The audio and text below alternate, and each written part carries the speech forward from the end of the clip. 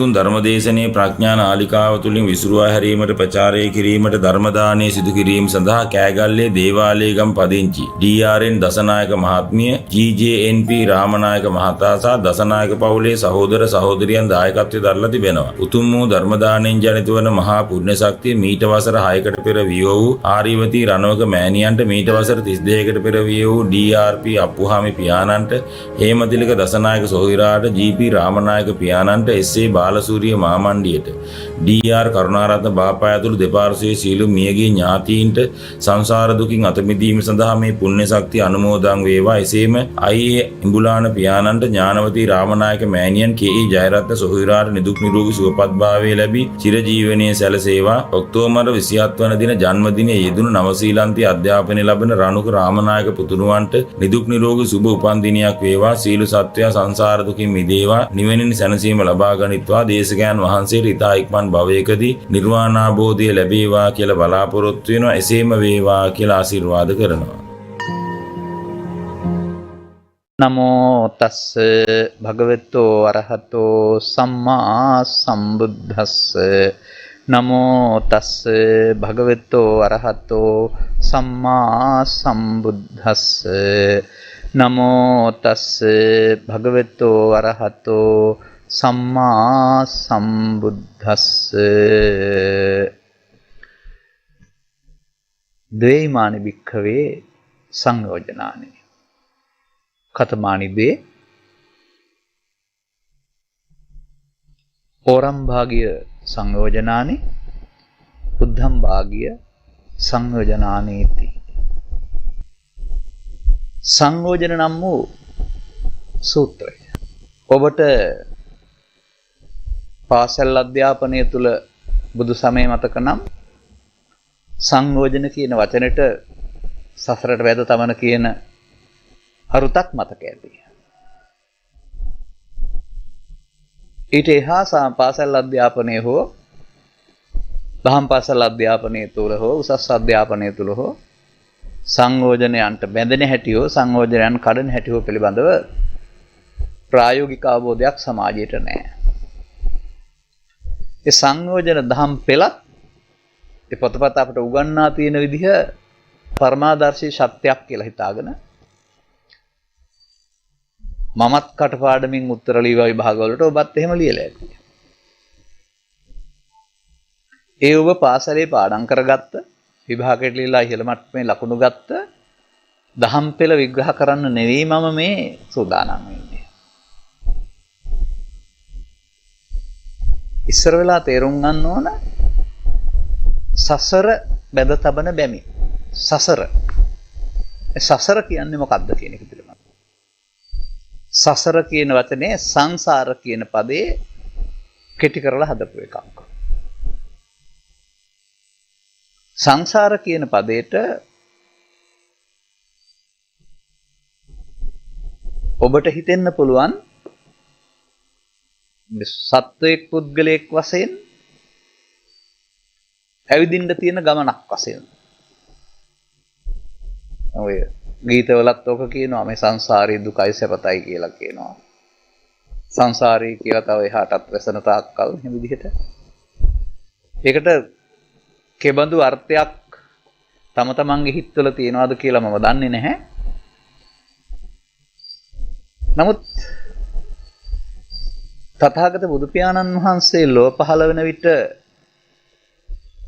සිත පාපයට හෝ පිනට හෝ ධානයට ලැබුණු කළ අය ඉන් අනාගත පැවැත්මක් හොයාන තිබුණා. පැවැත්මකට මං පෙත් හදාන හිටියා. මම හිතන්නේ තථාගතයන් වහන්සේ පහළ වුණා නම් මීටත් එහාටත් මේක හදන්න පුළුවන් කියන එක. එතකොට සංසාරය කියන එකේ අපේ කයෙන් අපි ගියේ නැති වුණාට අපේ කය උදව් කරගෙන අපි මේ සංසාරයේ අනාගත පැවැත්මට හේතු ඉතුරු කරනවා.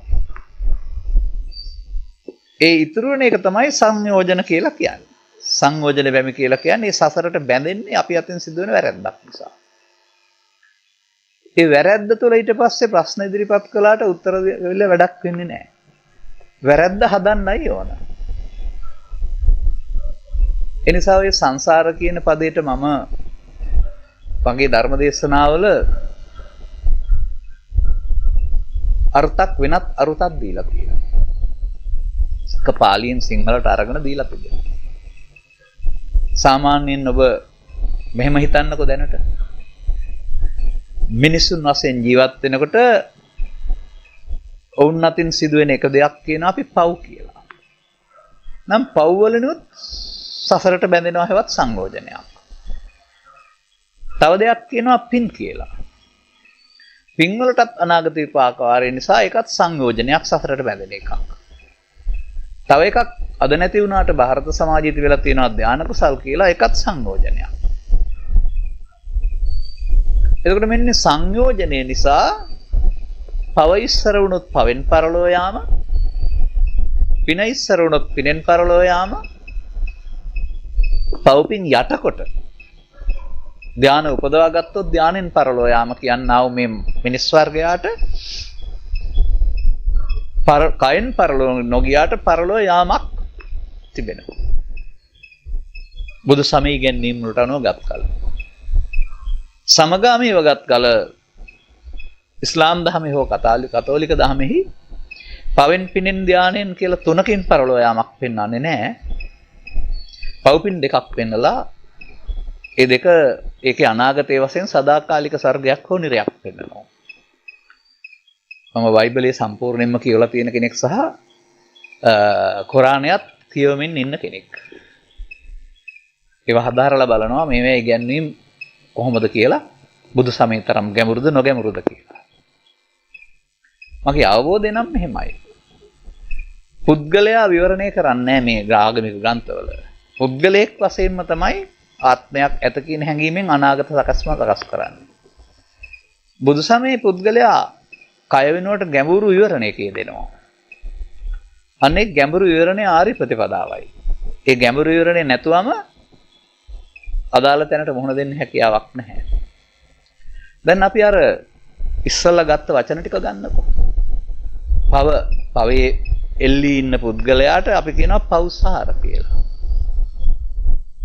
ඒක හොඳ නෑ කියලා යහපත් දේවල් පුද්ගලයා ගන්නවා පින. එතකොට ඔහුට පින්සාර. ඔය ගීතවලත් තියෙන්නේ පින්සාර කියන වචනයක්. ඒ වගේම අර අපේ සමාජයේ නැතත් ඉන්දියානු සමාජයේ හිටියා වූ වනාන්තරගත වුණා වූ ළඟ තිබුණා වූ අයට ධානත් සාරයි. දැන් මේ පෞසාර සහ පින්සාර සහ ධානසාර වල අනාගතය මොකක්ද? ඔබට එකපාර ඒක ගැඹුරු වැඩි වෙන්න පුළුවන්. නමුත් මේ සියලු සූත්‍ර එක මොහොතේ මම ඉදිරිපත් කරන්නේ නැහැ. පුඤ්ඤකිරිවත්තු සූත්‍රය කියන එකේ මේ පැවැත්ම පෙන්වනු ලබනවා. එතකොට පෞසාර එක අරමුණට ආවොත් ජීවිත අවසානයේ ඒන් තමයි පවෙන් පරලෝ යාම කියලා කතා කරන අපට වඩා පහළ සමහරට ඝනකයක් තියෙන සහ නැති ඕපපාතික ප්‍රතිසන්දයක් අපේ භාෂාවෙන් කියනවනම් සතර අපායත්පත්ති. ජීවිත අවසානයේදී දුටුගැමුණු රජතුමාට වගේ එහෙමත් නැත්නම් ඔය පින්පතෝ කියවන අයට පුණ්‍ය චේතනාවක් ආවොත් එහෙම ඔහු පිනෙන් පරලෝ යනවා.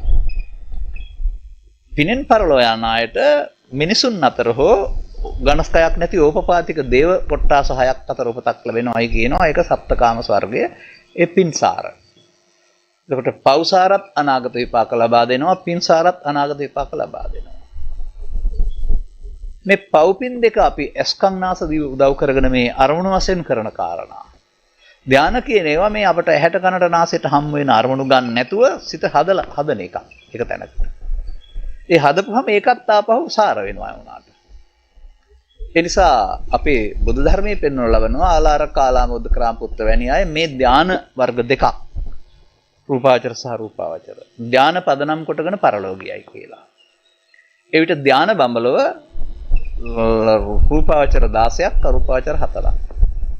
මේ ඔක්කොම ගත්තාම ස්ථාන වාසය කරන ස්ථාන 9ක් 31 තලයක්. මෙන්න මේ මිනිසුන් වශයෙන් කරන ක්‍රියාකාරකම් තුළට ලැබෙනා වූ මතු අනාගත විපාක මේ අතරාපායේ කාමසුගති 7 බවලෝ විශ්වයේ මේ අනාගත පැවැත්මක් හම්බ වෙන එකට තමයි සංසාර කියන්නේ. දැන් අපි මේක තව වචන ගන්න වෙනස්ව. සාර කියන්නේ සිංහලෙනොත් සාර කියන්නේ pāli භාෂාවෙනොත් සාර. නමුත් සං කියන පදයට සිංහල අර්ථයක් නැහැ. ඒක පාලිය හොයාගත්තාම අම්මයි තාත්තයි දුවයි පුතයි එකට වාසය කරනවා නම් ගෙදර එහෙම නැත්නම් ඥාතීන් එකට වාසය කරනකොට ගෙදරක ඒ එකට වාසය කරනවා කියන එක තමයි සංවසති කියලා කියන්නේ. වසති වාසය කරයි සං එක්ව.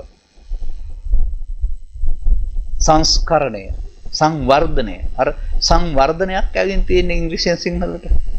ගමක ජලයේ විදුලිය දුරකථන මහා මාර්ග සියල්ල වර්ධනය කරන්න ඕන. එතකොට එක්ක වර්ධනය කිරීම සංවර්ධනය. එකක් වර්ධනය නෙමෙයි සියල්ල එක්ක. සියල්ල. අන්නේ සංපදයෙන් එන්නේ එහෙනම් එක්ක නැත්තම් එකතු කිරීම කියන එක. දැන් එතකොට සංසාරය කියන්නේ පව් එකතු කිරීම සාරයි පින් එකතු කිරීම සාරයි ධානය එකතු කිරීම සාරයි පව්සාර පින්සාර ධානසාර සමානයි සංසාර. මෙන්න මේ සංසාරයට බැඳෙන එක හොඳ එකක් නෙමෙයි හරි එකක් නෙමෙයි වැරැද්දක්. සංයෝජන කියන්නේ අපි මේ වැඩේ කරන්න ගියාම අපි සතරට බැඳෙනවා කියන එක.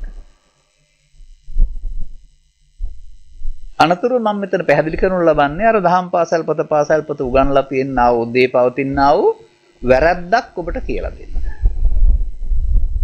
සමහරවිට ඔබට මතක් වෙයි සසර මේ සංයෝජන 10ම කඩන්න ඕන සසර ගමන නිමා කරන්න. මට මතකයි මමත් ওই දරුවන්ට පාලිහිම උගන්වනකොට පොතේ තියෙන වචන උගන්වනවා. අහං නැත්නම් මයං දස සංයෝජනතෝ මුංචිත්වා නිබ්බාණං ලවිස්සාම. එතකොට ඒක සිංහල තේරුම අපි දස සංයෝජනයන්ගෙන් මිදී නිවන් ලබමු.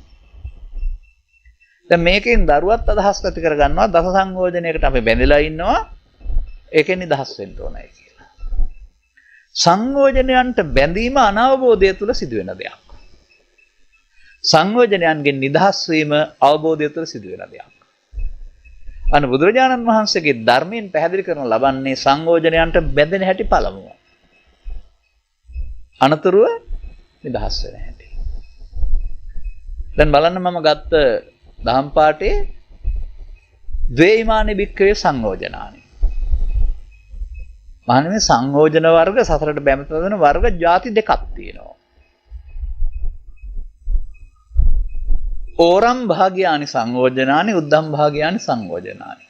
සාමාන්‍යයෙන් අපි පොල් ගෙඩියක් දෙකට බිඳපුවාම පළු දෙකක් කියලා කියන්නේ. ඒ වගේ බුදුරජාණන් වහන්සේ මේ සංසාරයේ පළු දෙකකට බෙදලා තියෙන්නේ. ඕර කියන්නේ පව්පින් වල අනාගත විපාකයට. ඒ පව්පින් වල අනාගත විපාකයේ මත ලැබෙන්නේ අර අපාය හතර මිනිසුන් ඉන්න තැන සහ දිව්‍ය ලෝකය. ඒවැ ලැබෙන සැපතට කියන්නේ සැපත හෝ දුක කියන්නේ ඉන්ද්‍රිය ගෝචර නැත්නම් රූප ශබ්ද ගන්ධ රස වශයෙන් මෙහි හිටියත් අපිට මේ පස් දොරෙන් හමු වෙන්නේ. දෙවියන්ට එහෙම පස් දොරක් බාහිරට නැති වුණත් මනෝද්වාරයෙන් පහමයි හමු වෙන්නේ. එතකොට මෙන්න මේ අපාය හතරටයි මනුස්ස ලෝකෙටයි දිව්‍ය ලෝක හයටයි බැඳෙන්නේ ගෙවල් වල ජීවත් වෙන්නා වූ පස් දොර පිනවන අය. ඉතින් ඒකට ඕරම් භාග්‍යානි සංයෝජනානි.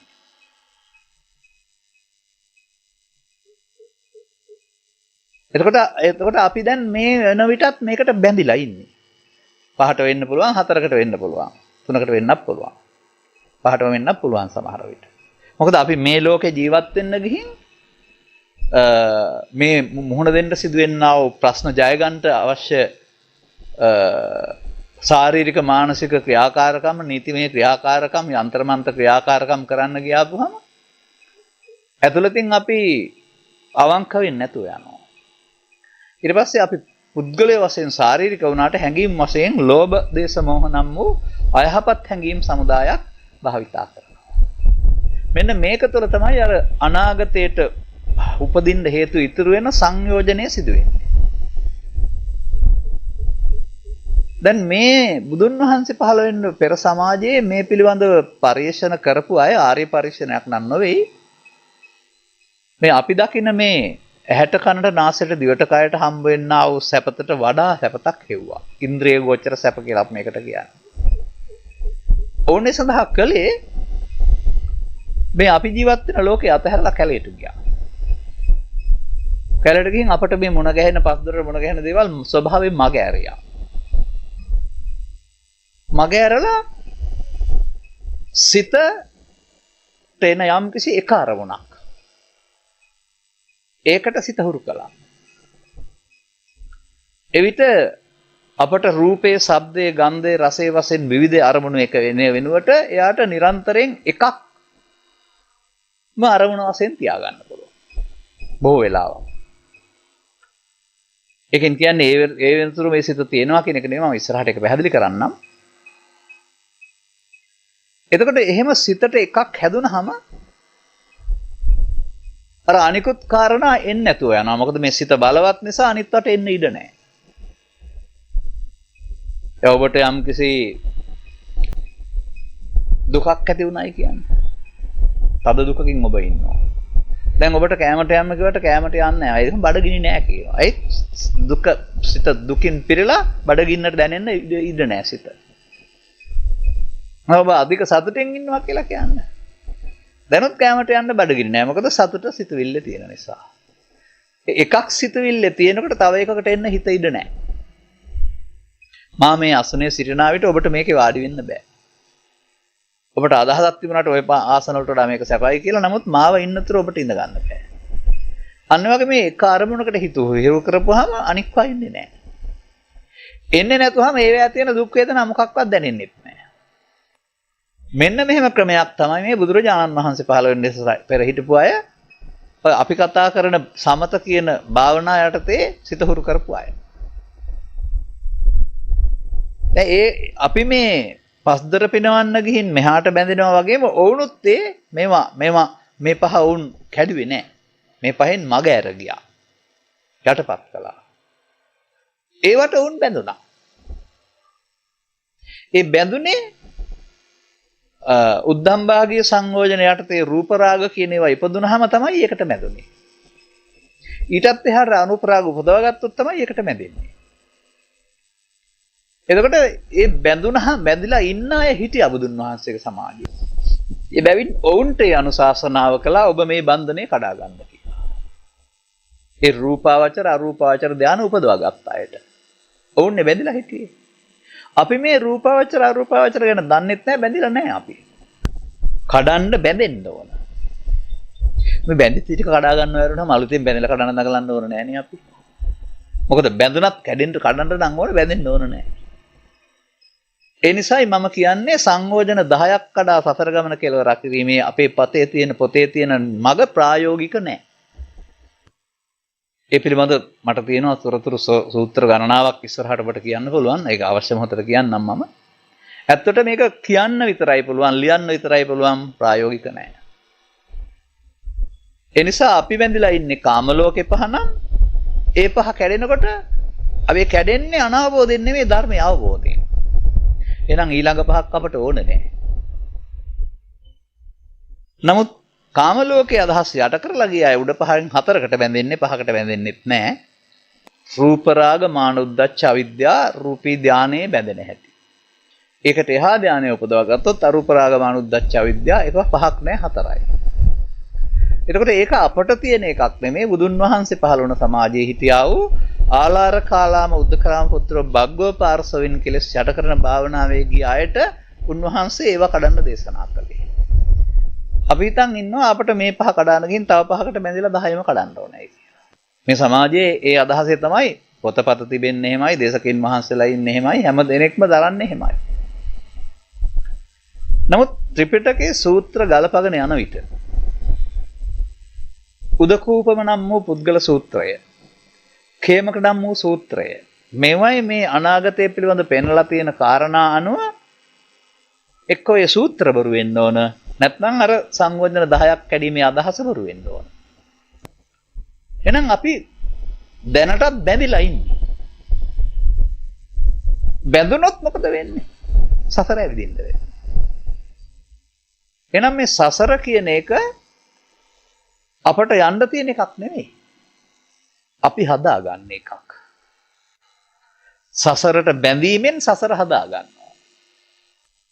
ඒක බෞද්ධ අබෞද්ධ ඕනෑ කෙනෙක් තුළ සිදුවෙන කාරණයක් තමයි මේ බැඳීම කියන එක.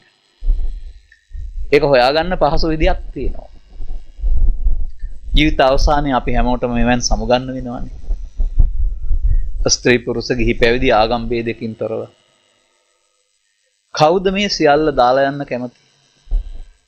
දාලා යන්න කැමතිත් නැහැ, මැරෙන්න කැමතිත් නැහැ. එනිසා වුන් මරණයෙන් එහා පැත්තට අපේක්ෂාවක් ඇති කරගන්නවා. බුදු සමයේ පඳහන් පරිදි පුනර්භවයක් පිළිගත්තේ නැති වුණාට ඒ ආත්මය මරණයෙන් එහා පැත්තට සදාකාලික ස්වර්ගයට හෝ නිරයට යනවා කියන එකේ තේරුම මරණයෙන් එහා පැත්තට වුන් පැවැත්මක් බලාපොරොත්තු වෙනවා. මේ බුදු සමය සහ වෙනත් ආගම් අතර තියෙන පරස්පරය මෙතන තමයි තියෙන්නේ. මේ වෙනත් ආගම් වල මේ පුද්ගලයා විවරණය කරනු ලබන්නේ පුද්ගලයෙක් වශයෙන්. ජීවිතේම එකක් වශයෙන් අරගෙන. නමුත් බුදුරජාණන් වහන්සේගේ ධර්මයේ සංයෝජන විවරණය කරනු ලබන්නේ පුද්ගලයෙක් වශයෙන් අරන් නෙවෙයි. ඊට වඩා ගැඹුරු පැත්තකට විමර්ශනය කරනවා විවරණය කරනවා බෙදා දක්වනු ලබනවා. දැන් බලන්න මම අර පොතේ තියෙන පෙළොබට කියනවා සක්කාය දිට්ඨි විචිකිච්ඡා සීලබ්බත පරාමාස සංයෝජන කැරීමෙන් සෝවාන් වෙනවාය. කාමරාග ව්‍යාපාද තුනී කිරීමෙන් සකෘදාගාමි වෙනවාය. කාමරාග ව්‍යාපාද තුනී කිරීමෙන් අනාගාමි වෙනවාය. ඉතිරි පහ කැඩීමෙන් රහත් වෙනවාය. එහෙනම් අනිවාර්යෙන් මේ පෙළේ හැටියට ඉතුරු පහ අපි කඩන්නම ඕනේ. ඒ කියන්නේ අපි එහෙනම් රූපාවචර ධානයටත් බැඳෙන්න ඕන අරූපාවචර ධානයටත් බැඳෙන්න ඕන. මේ රූපාවචර අරූපාවචර ධාන කියනවා gedara ඉඳන් කවදාවත් උපදවන්න බෑ. අනිවාර්යෙන් කැලේට ගිහින් ලෝකේ මග ඇරලම ඉන්න ඕන. ඒ කියන්නේ මේ සංයෝජන වලට බැඳෙන හැටි ආකාරය පිළිබඳව අවබෝධයක් නැතුව තමයි මේ පොත් ලියලා තියෙන්නේ. ඒ නිසා මම කියනවා කිසි බයක් නැතුව. මේ සංයෝජන 10ක් කරලා සතර ගමන කෙලවර කරන පෙළ වැරදි. ත්‍රිපිටකගත සූත්‍රවලට අනුව වැරදි. මගේ තනි අදහසක් එහෙම නෙමෙයි. එහෙනම් අපි අර උඩ පහ ගැන කතා නොකර ඉමු. පස්සේ උන්නම් බලමු වෙලාව තිබුණොත්. එහෙනම් මේ සංයෝජන අපි ගාව තියෙනවද අපි හොයා ගන්න ඕන. දැන් මම මතක් කළා වචන කීපයක් උඹට. පවෙන් පරලෝ යාම, පිනෙන් පරලෝ යාම, ධානෙන් පරලෝ යාම. ඒ පරලෝ යාමක් තියෙන්නේ සසරට බැඳිලා හින්දානේ. එහෙනම් පව් නිසා සසරට බැඳෙන්නේ කොහොමද? පින් නිසා සසරට බැඳෙන්නේ කොහොමද? ධාන නිසා සසරට බැඳෙන්නේ කොහොමද කියලා හොයන්න වෙනවා. බැඳෙන්නේ කොහොමද? මේකට ලස්සන වචනයක් තිබෙනවා. මේකට කියන්නේ පාලියෙන් අபிසංකාර. මේ අபிසංකාර කියන පදේ මුලට අපුණ්‍ය දැම්මොත් අපුණ්‍ය අபிසංකාර. පුණ්‍ය දැම්මොත් පුණ්‍යාபிසංකාර. ආනිජ්‍ය දැම්මොත් ආනිජ්‍යාபிසංකාර. ඒ පාලි පද තුනක්. සිංහලෙන් කිව්වොත් අනාගත විපාක කිරීම සඳහා පව් හේතු ඉතුරු වීම අපුණ්‍යාபிසංකාරයයි. අනාගත විපාකයක් මෙලොව සහ පරලොව වශයෙන් විපාක දීම සඳහා පින් හේතු ඉතුරු වීම පුණ්‍යාபிසංකාරයයි. අනාගත විපාකයක් සඳහා බ්‍රහ්මයන් අතර උපදින්න ඉතුරු වුණාම ආනිජ්‍යාபிසංකාරයයි. අභි කියන පදෙන් පෙන්වන්නේ මෙතන ඉවර වෙන්නේ නෑ. පස්සේ මෙලොව වශයෙන් නම් ආපහු සිතට එන්න නැත්නම් පරලොව වශයෙන් නම් ප්‍රතිසන්දියක් ලබා දෙන්නට හේතු ඉතුරු වීම හේවත් සංයෝජනය කියන්නේ ඒකට තමයි. එහෙනම් මේ අපේ බෞද්ධ සමාජය දැනට මේ ඉන්න බහුතර බෞද්ධ සමාජය පව් කරනවා අනිත් අය පින් කරනවා. දැන් උන් පින් කරලා මොකද බලාපොරොත්තු වෙන්නේ? මතු සැප ලබා ගන්න අනාගත බුදුහාමුදුරුව හම්බ වෙන්න යන්නේ. දැන් වුන් පව් තුලම පින් තුලම සංයෝජනට බැඳිලා නේද ඉන්නේ? පවෙන් කොහොමද සංයෝජන කඩන්නේ? පිනෙන් කොහොමද සංයෝජන කඩන්නේ? බැඳෙනවා නෙවෙන්නේ. සංයෝජන කඩන්න වෙනම ධර්මයක් තියෙනවා. තේරුම් ගන්න ඕන කාරණාව. එහෙනම් අපට තිබෙන්නේ මොකද්ද කියලා මම කියලා දෙන්න. සියවස් ලංකා ඉතිහාසයේ මුල් සියවස් 10 12 විතර කාලෙන් පස්සේ මේ ධර්මය භාවිතා කළ තේරුම් අරගෙන අනිත් අයට කියලා දෙන්න ස්වභාවය පොඩ්ඩක් නැති වී ගිය බවට පේනවා. අනතුරුව මේ ධර්ම විග්‍රහයපත් උනේ ආර්ය පුද්ගලයන් අතින් අනාර්ය පුද්ගලයන් හෙවත් පෘථග්ජනයින්ගේ අතට. මේක මාගන්ධි සූත්‍රයේ පෙන්වනු ලබන්නේ අනුපුබ්බේන පෘථග්ජනගතෝ හෝති. ක්‍රමක්‍රමයෙන් සුදුසුකම් නැති අය අතටපත් වෙනවා. දැන් සාමාන්‍යයෙන් අපි කියමුකෝ ලංකා ඉතිහාසයේ යම් මණ්ඩල තියෙනවා. ලංකා ගමනාගමන මණ්ඩලය, වී අලවි මණ්ඩලය ආදී මණ්ඩල. මේවට පරීක්ෂා කරලා බලලා සුදුස්සන්පත් කළොත් ඒ පිළිබඳ පරිචයක් ඇති අයක මනමින් පාලනය කරනවා. නමුත් ඒක දේශපාලන අතකොළුවක් බවට පත් කළා තමන්ගේ පුද්ගලයෝ දැම්මොත් එහෙම ඊට පස්සේ මේ හැම මණ්ඩලෙම පරිහානියටපත් වෙනවා නේද? අද රටේ වෙලා තියෙන දේනේ. දැන් ඒකට පිළියමක් යොදමින් යන්න උත්සාහ කළාට මේ දේශපාලන ලෝකේ 56න් පස්සේ දිගටම වුණේ ඕක තමයි. ඒ මණ්ඩලය පිළිබඳ පරිපාලනයේ අවබෝධයක් නැති පුද්ගලයෙක් ඉතින් දාපුවාම ඔහු ඒක ආයතන දියුණු කිරීම වෙනුවට දේශපාලන හෙන්චයියන්ට රස්සා දෙන මධ්‍යස්ථානයක් බවට පත් කරලා බංකොලොත් කරනවා. ඒ නුසුදුස්සන් අතට ඒ ආයතන පාලනයපත් වුනහම පිරිහෙනවා වගේ ආර්ය පුද්ගලයන් අතෙන් අනාර්ය පුද්ගලයන් අතර ධර්මය ආපුහම ධර්මයේ විකෘති වෙනවා. අර බුදුන් වහන්සේ පැහැදිලි කළ වචන තිබුණාට අර්ථය වෙනත් අර්ථ. මෙන්න මේ වෙනත් අර්ථ ඔස්සේ ඉගෙන ගැනීම, ඉගැන්වීම, පොත්පත් වීම සියවස් ගණනාවක් තිස්සේ ඇවිදින් තියෙන එකක්. ඒකට හේතු කීපයක් තිබෙනවා. භික්ෂු පරපුර අඩුවීම, රජුරුන්ගේ අනුග්‍රහය නැතිවීම, නියංසාය වැනි කියන්නේ ඉඩෝර කියලා කතා කරන තද බිය ඇතිවීම ආදී කාරණා. ඒ බඳු අවස්ථාවකදී ඒ කරුණු කියලා දෙන්න හෝ අනුගමනය කරන්න කෙනෙක් නැතුවම සමහර විට ලංකාව උපසම්පදා භික්ෂූන්ගෙන් තුරන් නොන තැනට ආවයි කියනවා. අනතුරුව අපට තායිලන්තයෙන් බුරුමෙන් උපසම්පදාව මෙහාට ගේන්න වුණා. දිනු වුණාම මෙහෙන් එහාට යවලක් තියෙනවා බුරුමෙටයි තායිලන්තයටයි. මේ බුදුරජාණන් වහන්සේගේ ධර්මයේ දිශානතිය නැත්තම් ඊතලය සසර දුක් නිමා කරන්නට ජීවිතය යොදා ගැනීම සඳහා ප්‍රධාන වශයෙන්. මහණනි මම අදත් දුකත් හේතුවත් නැතිව තැනත් මාර්ගයක් දෙනවා. වෙන මොකවත්ම දේශනා කළේ නැහැ කියලානේ කියන්නේ. ඒකට බුදු සමයේ ඊතලය ලෝකෝත්තර විමුක්තිය හෙවත් නිර්වාණ කියන තැනට යන්න. වර්තමාන සමාජයේ මේ ඊතලය කොහාටද තියෙන්නේ? මා ළමා කාලේ පටන් හැදුණු සමාජයේ ඊතලය තියෙන්නේ පින් කරලා අනාගත බුදුහාමරගේ ශාසනයට යන්න. දැන් ඊතලය වෙනස් වෙලා නැද්ද දිසානතිය? නිවීම සඳහා ඉලක් දේශනා කළා වූ ඊතලයේ දිසානතිය දැන් වෙන පැත්තකට හරවලා. අපි ඒ ඔස්සේ යනවා. ඒ ඔස්සේ යන්න බුදුන් වහන්සේගේ ගැඹුරු ධර්මයක් ඕන නැහැ. අර පුණ්‍යාභි සංකාරයෙන්ත් පුළුවන්, අපුණ්‍යාභි සංකාරයෙන්ත් පුළුවන්, ආනිජ්ජාභි සංකාරයෙන්ත් පුළුවන්.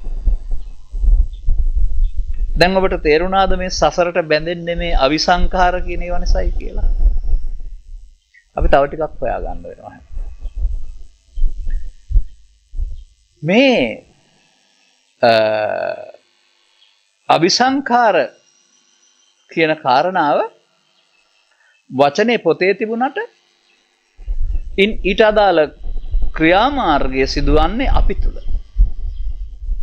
අපි තුල මේ සිදුවීම සඳහා කය, වචනය හෝ සිත යොදා ගන්න පුළුවන්. නොයසේ නම් ඇස, කන, නාසය, දිව, කය, සිත මේ දොරවල් 6 යොදා ගන්න පුළුවන්. අන්නර වෙනත් ආගම් වල පවතිනා වූ පුද්ගලයා යනවා එනවා කනවා බොනවා කියන කාරණේ වෙනුවට බුදු සමයේ පුද්ගලයා විභේදනය කරනවා නැත්නම් බෙදලා දක්වනු ලබනවා. පුද්ගලයා යන ස්ත්‍රී පුරුෂ ගිහි පැවිදි ભેදෙන්තරව ඇසේ, කනේ, නාසයේ, දිවේ, කයේ, සිතේ දොරවල් 6ක එකතුවක්. ආගමක් මේක හරිනම් පිළිගන්න ඕන. ඒක ඔබ ගැනනේ මේ කතා කරන්නේ.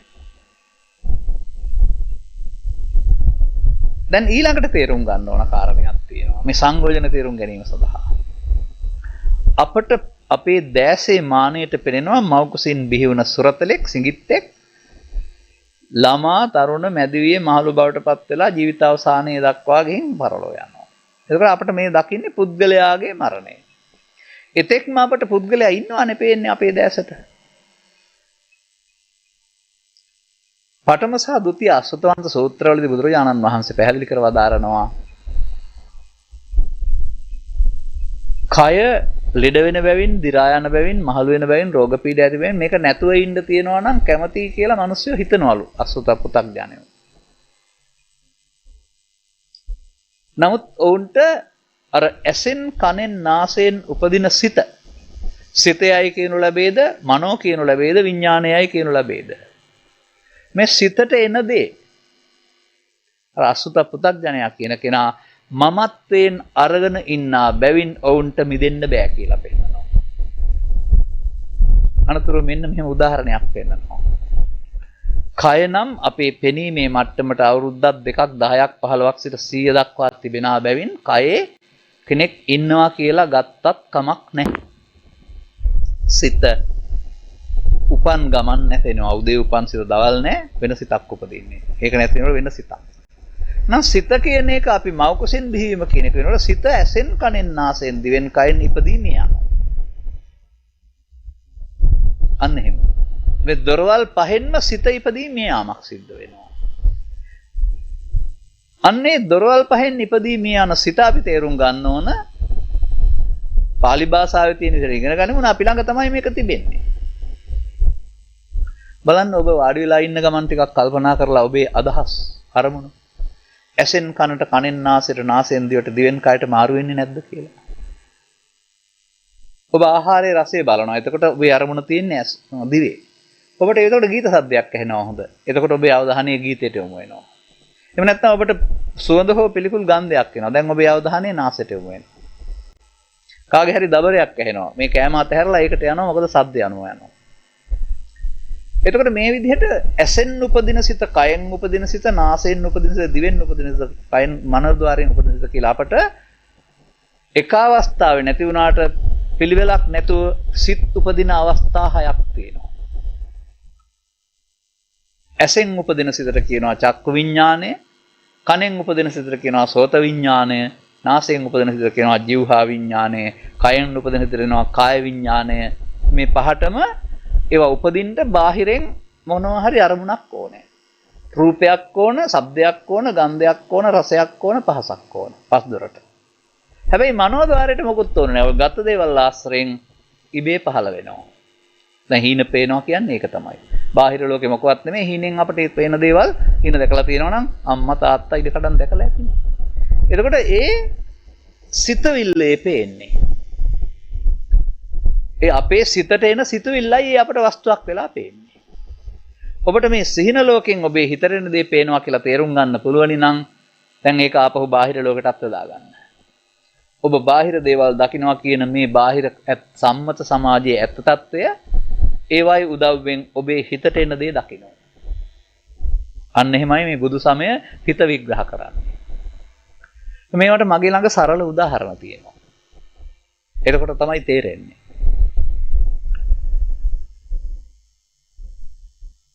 අපිට පළමුවෙන් මිනිස්සෙක් හම්බුනායි කියලා හිතන්න. කොණ්ඩේ කොටට කපලා කලිසමක් ඇඳගෙන උපැස් විලකුත් පළඳගෙන ඉන්නේ අද්දිකට ඇඳලා. දැන් අපිට යා ස්ත්‍රියෙක්ද පුරුෂයෙක්ද කියලාවත් හොයාගන්න බෑ දුමි හැටියට. නිකන් අපිට සෙවණැල්ලක් වැටෙනවා විතරයි. නමුත් අපිට කලක් යාමේදී මේ පුද්ගලයා ඇසුරු කරපුවාම ඔවුන් පිළිබඳව අපි සිත ඇතුළතට කිසියම් ආකාරයක වටිනාකමක් දෙනවා. නිමිත්තග්‍රාහී වෙනවා අනුව්‍යංජන වශයෙන් ගන්නවා කියලා තමයි මේකට කියන්නේ. ඒක මෙහෙමයි සිද්ධ වෙන්නේ. අපි හිතමුකෝ අපි දැන් අවුරුදු 30ක් 40ක් ජීවත් වෙලා ඉන්න අය. අපි 4 දිනක එකතු වෙලා පාරේ යනවා. අපි ඉදිරියට එන්නේ එක්කෙනයි.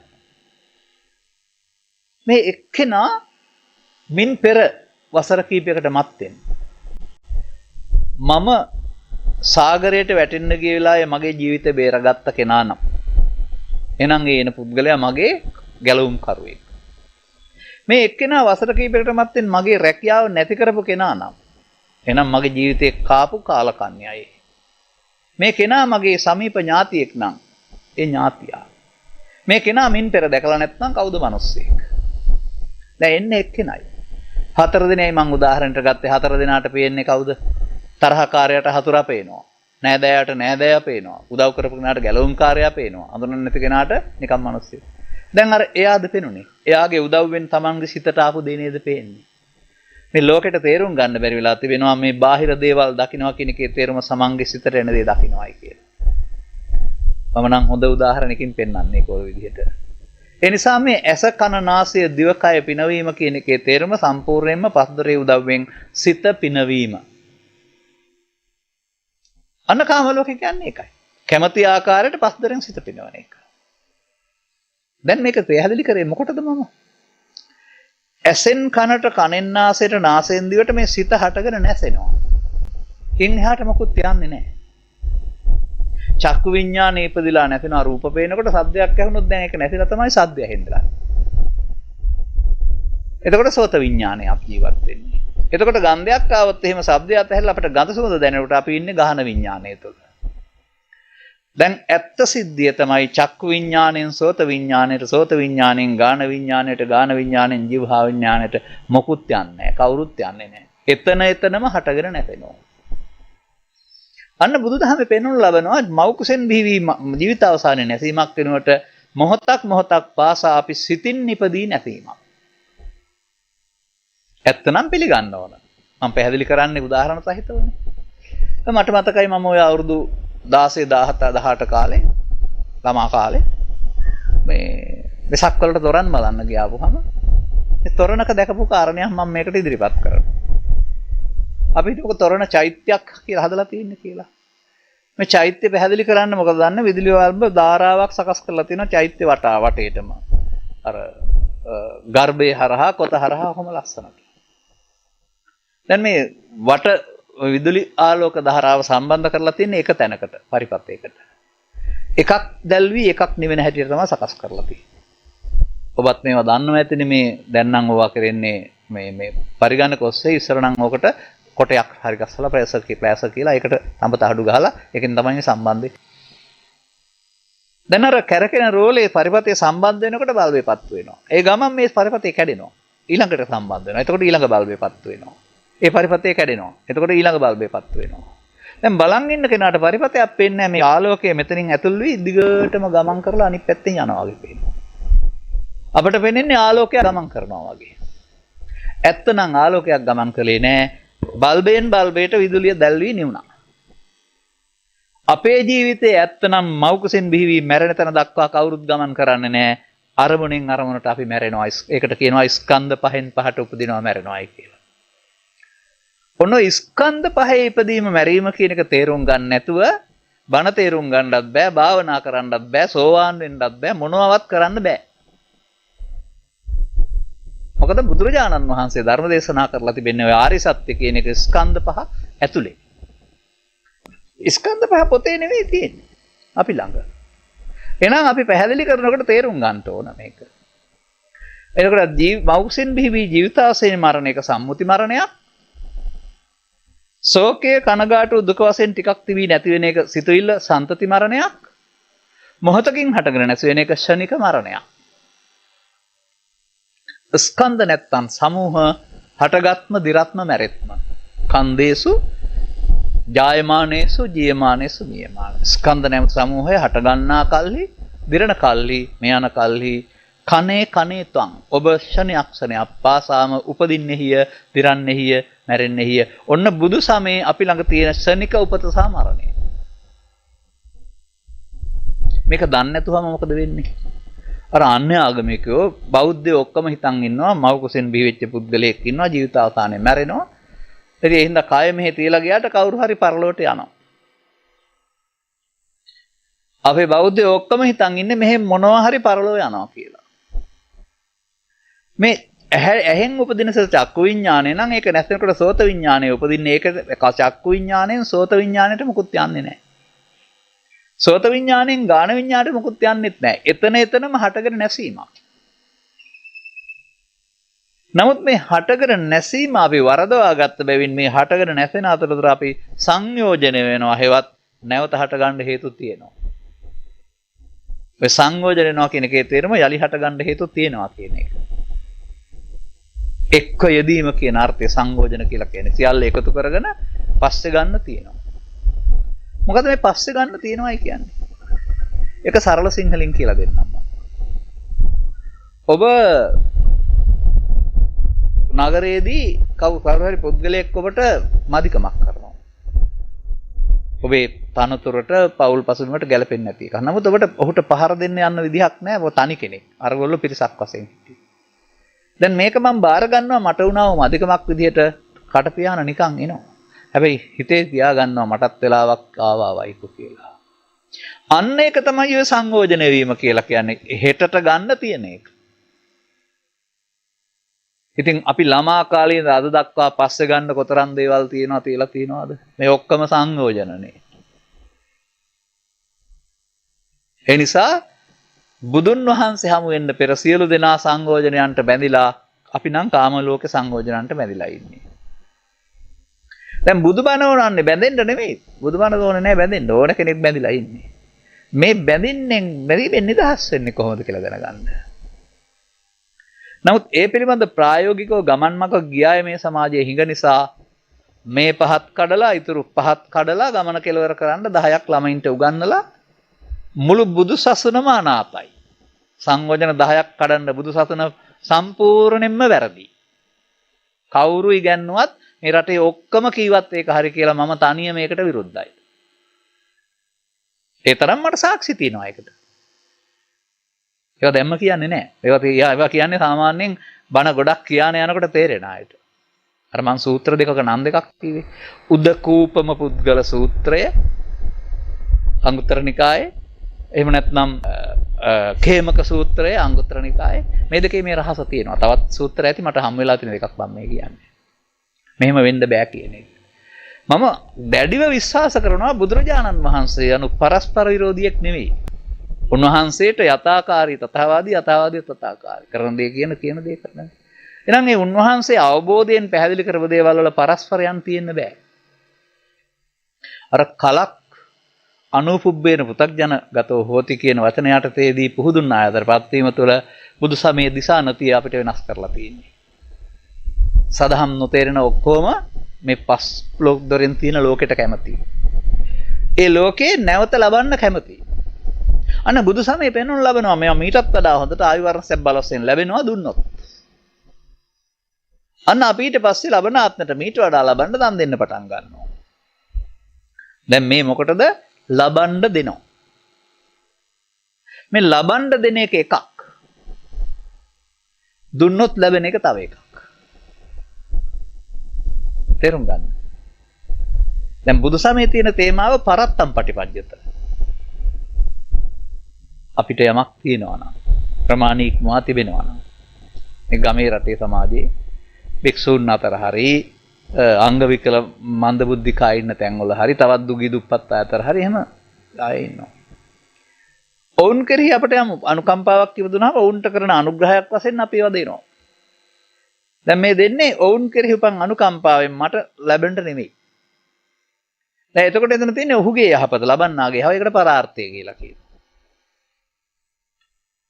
අපි මේ දුප්පත් වෙලා ඉන්නේ දුන්න නැති හින්දා ලබන සැරේ ලබන්නම් දීපල්ලකෝ. ඉගෙන ගන්නවා ආච්චම්ම කෙනෙක්ගෙන් කවුරු හරි. දැන් අර කෙහි අනුකම්පාවක් තියෙනවද? දැන් අර දෙන්නේ බුදුදහම පෙන්වන කර්ම න්‍යාය ආපහු හම්බ වෙනවා කියන එක පාවිච්චි කරලා Tamanට වැඩියෙන් ලබන්න නේද? දැන් එතන කුසලයේද තියෙන්නේ ලෝභයේද? මෙන්න මේවා අනිත් පැත්ත හරවනවා මායя කරන්නේ. මේ හොඳ පැත්ත මොනෝර වෙනස් කරනවා. කෙරෙන්න ඕන දුන්නොත් ලැබෙන එක. අපේ මිනිස්සු අදලයක් තියලා ලබන්න දෙන්න. මේව හොඳට තේරුම් ගන්න ඕන. එතකොට ඒකේ පින අඩුයි පාපේ වැඩි. මොකද ඒකේ ලෝභයක් තියෙන්නේ.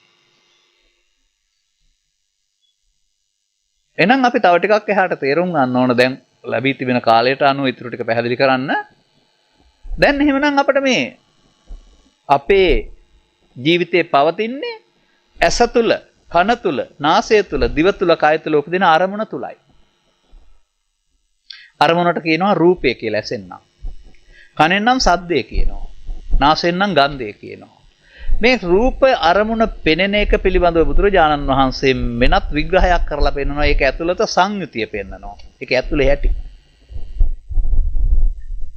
අර රූපයක් හම්බුනොත් අපි විඳින්න ඕන. විඳින්න ගියාම අපිට හතරා හෝ මිතුරා වශයෙන් විඳින්න ඕන. හතුරු නම් දුක් වේදනාව, මිතුරා නම් සැප වේදනාව. නැත්නම් උපේක්ෂා වේදනාව. එතකොට ඇසට හම්බෙන රූප ආරම්මණය අපි ඒකට කියනවා රූපස්කන්ධය කියලා. ඒක වේදනා තුනෙන් එකකින් විඳිනවට කියනවා වේදනා ස්කන්ධය කියලා. ඒක රූපයක්ය හතුරෙක් වශයෙන් හඳුනනවට කියනවා සංඥා ස්කන්ධය කියලා. ඇලෙනවට නැත්නම් ගැටෙනවට කියනවා චේතනා හේවත් සංකාර ස්කන්ධය කියලා.